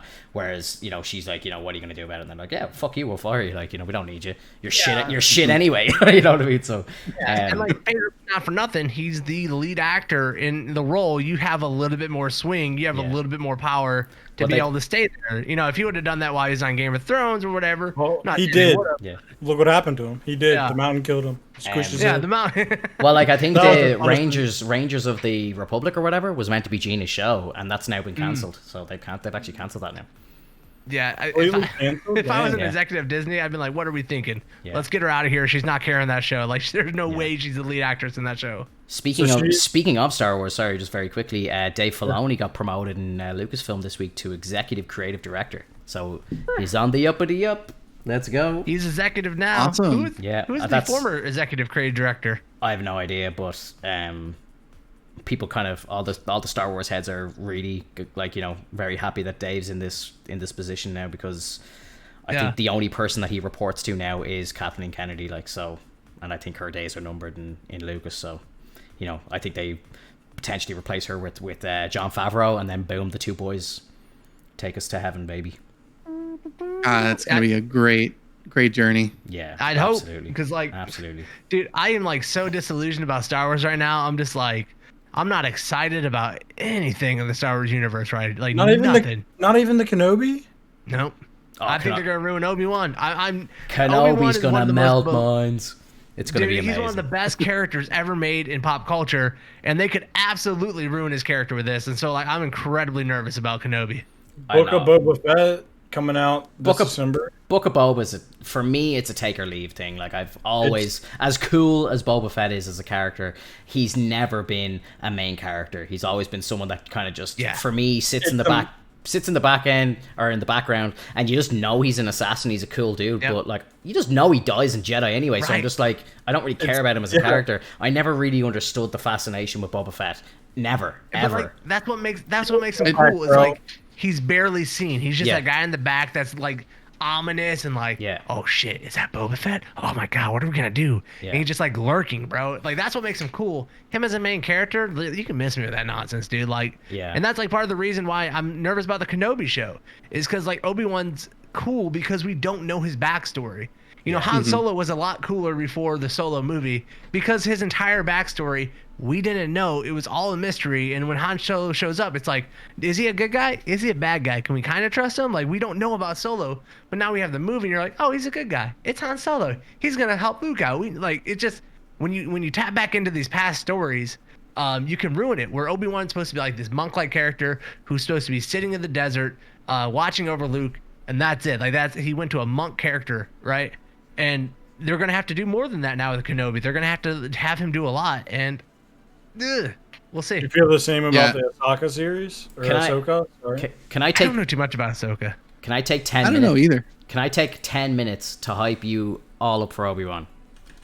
10 minutes? Oh, I've seen this. I know where we're going. Do you know where we're going? Yeah, I know where you're going. The fan film. The Obi-Wan fan film. Yeah. The fan, it is cool, but like, you know, like was the Mandalorian really like the best thing you've ever seen, or if they don't have Luke come in at the end, you're kind of like, all right, season 2's all right. Oh no, this is actually it's actually 18 minutes long. I'll throw the link in the chat, but everybody, I highly recommend you watch this. Sorry. I'll take a look. I mean, it's things like this that really make it tough for me to watch new things, especially when people are so hyped about it. When they hype you up so much about it, and then you get to that point and you're disappointed. The next time they hype something up, it's like, no, this is a position that Marvel have put themselves in now. With, you know, they hyped up Wanda with the secret fucking cameos, and then they did it again with Falcon, where they, you know, we're talking about this like fantastic fucking female like Hollywood star who's never been in the MCU, and then they bring in your one as Lady Hydra for 5 minutes, and it's kind of like, was that it? They can only afford like 10 minutes of boredom out of Loki. Anything more than that, and they're going to lose a lot of people. If the Loki show offers any filler, like if there's a filler episode, anything like that, they are going to piss off so many people. Yep. Yeah, I think Loki is... I think Loki's going to be good because I think it's going to start tapping into the multiverse and different timelines and stuff like that. And I think it's a real kind of like entry point for what's to come. Like... multiverse, timelines, time travel, all that sort of thing. I think Loki's the perfect kind of stepping stone into that, and I think it's going to be good for that. And I don't know, I'm not really going to be too upset if we don't get a cameo in that one, but I think, you know, we could potentially have Skrulls. There's been a Skrull like pointed out in one of the trailers, and it would make a lot of sense to have Chris Hemsworth in it, but, you know, maybe you don't. I don't know. Like, again, I don't know why we're not at a point in time where even if we can't physically get these people on set, why we can't CGI them at this point. Like it's proven that you can do it. Like why not? Just imagine they like turn down the role and they're like, nope, we're gonna CGI it. Yeah, it's like it's like Chris Hemsworth. Oh, you don't want to leave Australia right now? That's fair. There's a pandemic on. That's fine. Do we have your permission to just CGI some guy who looks like you and just you do a couple of lines on an iPhone for us and we'll bang them in? And it's like, yeah, cool, go for it. Like, you know, like 100%. Like they just did that with Luke Skywalker on The Mandalorian. It was one of the biggest things ever. It literally melted the internet. Like, you know what I mean? Like Mark Hamill was on set, but that wasn't him. Like they had a body double, and then they kind of CGI'd his face onto some body double who kind of looks like him. You know, that's definitely going to work. You can definitely get some jacked up guy who looks like thing. Just get one of his stunt doubles, and then you just CGI his face on, and then you have Thor appear in Loki, and you do it while Chris Hemsworth's sitting on a beach with his feet up. Like, you know, easy wins, and they just work. Like, you know, you could even do, like, I kind of said this before, and I think like it was definitely a step that they kind of missed when they were doing like Daredevil and stuff like that. Like, it's like, why don't you just have Tony Stark fly by in the Iron Man suit in the distance? He doesn't even have to talk to anybody, but you just have him shooting past in New York, and it's like, oh yeah, he's off doing something for the Avengers. Like, and it's like such an easy win. You don't need, like, you could even take a clip from, like, an unused clip from Iron Man 2 or something and just have it happen in the city. Like, it's the same fucking city. Like, you do a crane shot of New York and just have them shooting by, and then we just go straight back to Matt Murdock, like, you know. And I just think it just, little things like that are just easy wins, but they tie it all together and they make it just feel like a much more inclusive universe. Like, I just think that was one of my favorite things in the first Spider-Man movie they did, is when Loki's like packing up the Avengers Tower, and like he just, you know, is just going through the logistics of, like, you know, the jet's coming in, and he's like, yeah, bring that here, put that over there, and it just feels cool. Like it feels like the Avengers are more real in a sense because of that, because like there is a lot of boring logistics that just goes on that like someone has to take care of. And so, you know, it's like seeing that stuff, or like you said, Iron Man's just flying through the sky, you know. Like it would just you be don't cool. you don't even need Robert Downey Jr. Like, you just have the suit fly by, and it just keeps it all grounded. Like, it keeps us all in the same universe. Like, again, you don't have to get Tom Holland. You just have a scene in Falcon and the Winter Soldier where Spidey just zips by and just goes, "Hey Cap, what's up?" Or like, you know, whatever. Like, you know, just another day. Yeah, just another day. That's it. He's got his own shit to do. He's all down in the dumps about Tony dying, so, you know, he's not really going to stop in anyway. But he's just going to be like, you know, "What's up, guys?" You know, it's just, I don't know, easy wins, but I just don't know why they don't do it. Owen Wilson's character is going to get a lot of screen time, right? I think so. Yeah, I think he's like, you know, it's him and Tom Hiddleston. Like, they're the two top billers for the show, so it's very much about the two of them. Some people theorizing that he might be Mephisto as well, which is, I know we're kind of chirping on the Mephisto bell a lot, like, but like it's that's been like, there was a shot from like the original trailer that was brought out, and it's like him, and he's like standing in front of like a kind of like church like pane glass thing, and it's like a devil on it, like, and it's like, oh shit, maybe he is Mephisto or something. Like, it's wild. But I don't know. Again, I'm just gonna let those shows kind of happen, and I'm definitely of a mindset where, like, you know, I'm still kind of giving them a chance just due to real world stuff, and I think it's the next set of shows that are going to be the big deciders, because they've had time to listen to what the fans want or what they expected, and, you know, fan theories have been better. Like, you know, the fans told the story of Falcon and the Winter Soldier and of WandaVision better than the actual story writers did themselves. Like, you know, 100%. And that's a crazy world that we live in, that, like, you know, us sitting in front of computers can make up a better story than they can do themselves. Like, so I think they really need to start listening, and I think that's something that, like, to throw a little praise to DC, like, I think they really do, like, kind of listen to fan castings and stuff like that, and they kind of go with it. Like, you know, Joe Magliano as Deathstroke was great, and I think, like, you know, I think we'll still potentially get to see something from him. You know, I definitely do. Like, I think, like, when studios start to listen to the fans, I think it definitely pays off. I agree. Yeah, I agree. They need more of that, for sure. Dude, Moon Knight though is going to be the actual, I think, true test of Disney Plus. A lot of people are saying, like, again, I don't really know much about Moon Knight. Maybe, I don't know, Alex, if you have like a bit of an insight on him, if you can talk about him. But I'm going very much blind into that storyline. But what I've heard is he's kind of like Marvel's version of Batman. Yeah, I wish I could get a little bit more into it, but I haven't looked up Moon Knight in such a long time.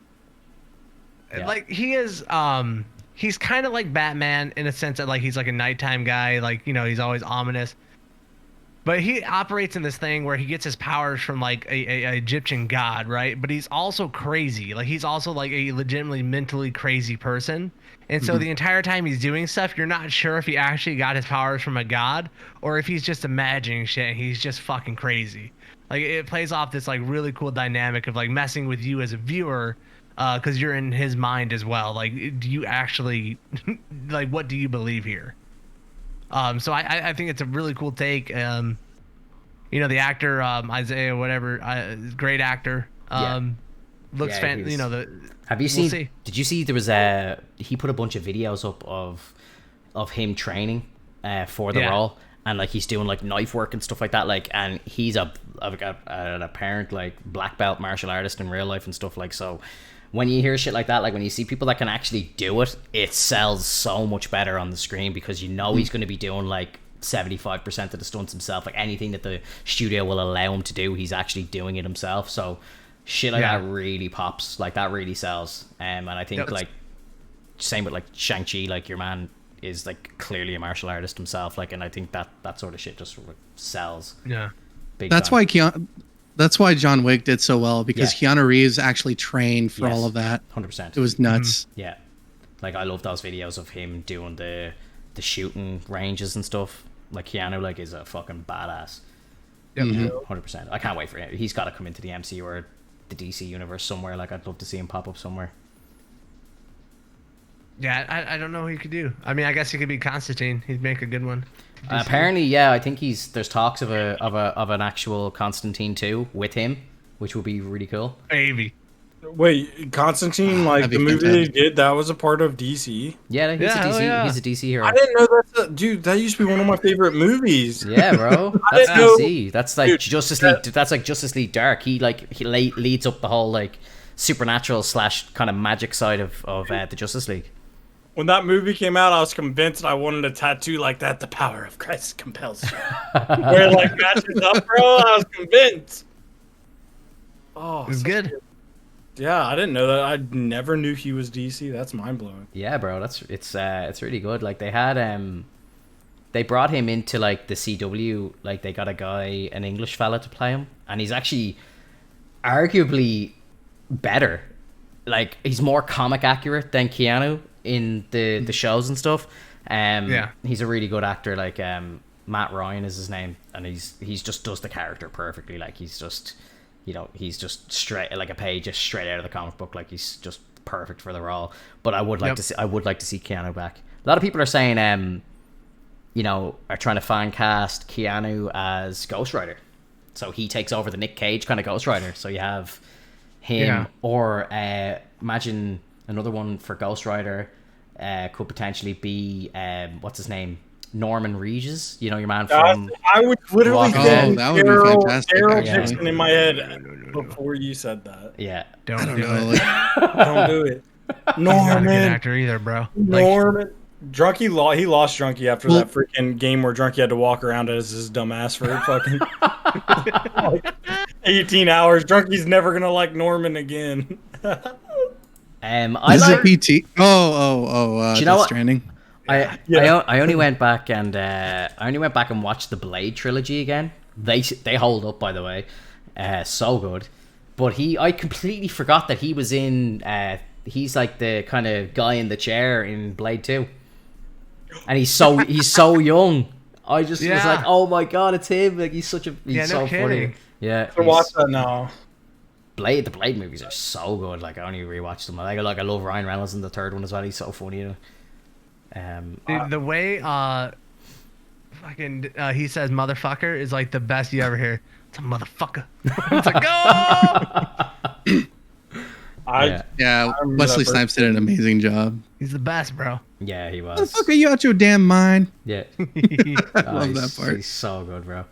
And like that movie was kind of like some parts of it were really cheesy, but it just worked. And even like watching it now, like the whole, like I know I was only talking about it earlier, but the whole like nightclub scene at the start of the first movie is just legend. That's cinnamon legend to me. Like I love that so much. Like when they go get the archive with the big flashlight on the dude. Yeah. Oh, it's so good, bro. So good. Oh yeah, that was crazy. Yeah, that is a crazy scene. Like that's like something out of a video game. Like it's crazy. Like that character is just so outrageous. Like he speaks Russian at the ending or whatever it is, and he says motherfucker in Russian or something. Yeah. It's killing time. Oh, it's so good. It's so good, bro. So I kind of like, I would kind of hope that they try and like stay like close to that for the Blade remake. But you just don't know which way it's gonna go. Yeah. Hopefully, I mean, obviously, I feel like they have to have like Deacon Frost in it and have that whole the first movie storyline is so good that you can't not do that again. Like he's trying to become the vampire god, and he has all like that was so good. That was the best. I liked the whole Dracula story, but I just thought it was real cheesy, where they brought Dominic Purcell in as Dracula, but the story was kind of a good idea, but it just wasn't really executed too great. Like, but the movies still hold up for me. Like, I just think they're great. Yeah, they're definitely like a guilty pleasure, I guess. 100%. Yeah, yeah, 100%. Yeah, guys, we're like nearly 2.5 hours in, so I think that's probably a good breaking point for the week. What do you think? Break next week, like we were saying, and then no break, or just do a Star Wars? No, just mess around. I was pulling your legs. I actually like the idea of maybe not doing a movie next week and maybe just coming on, because, like, to be fair, we probably spoke for like an hour and a half without even talking about Thor. So what we could do is not do a movie next week, right? And then we'll do Avengers 1, and then on the so we'll do Avengers 1 next Friday, not the Friday, like Friday 2 weeks, and then it's only like a half a week until we have Loki then, so we'll have that Avengers movie fresh in mind, and then we take that Loki into the TV show. So I actually think that's super awesome. Perfect time. Yeah. So yeah, I'm gonna like within the next week, I'm kind of taking notes on my phone of like shit to talk about and bring up on the show, like kind of current news and stuff like that. So I'll try and maybe have a couple of videos to throw up on the stream that we could discuss next week as well. Like, we'll definitely be able to pop out 2 hours easily without even having watched a movie. I think just there's always so much going on throughout the week anyway. I think that, like, you could probably just talk about the current events and maybe throw in a little bit of Star Wars or something, and then that's 2 hours easy. I've got 30 minutes of Spider-Man at any given point. I could have spoke about Spider-Man for another half an hour today, but I'll save it for an hour next week. Dude, I could do the same thing about Hulk. Bro, please. I want to hear everything you have to say. I'm not even joking. Like, talk. 100%. Yeah, definitely. Of course. Yeah, I'm all about it. So yeah. Hey, it was a marvelous chat. It was it's always a marvelous chat. A marvelous chat with Marvelous Chaps. Guys, thank you so much for being here. As always. Have a great night. Yeah. Bye, everyone. Bye, Thank you so much. Later, guys. Take care, everyone. Bye. Guys, thank you so much for hanging out.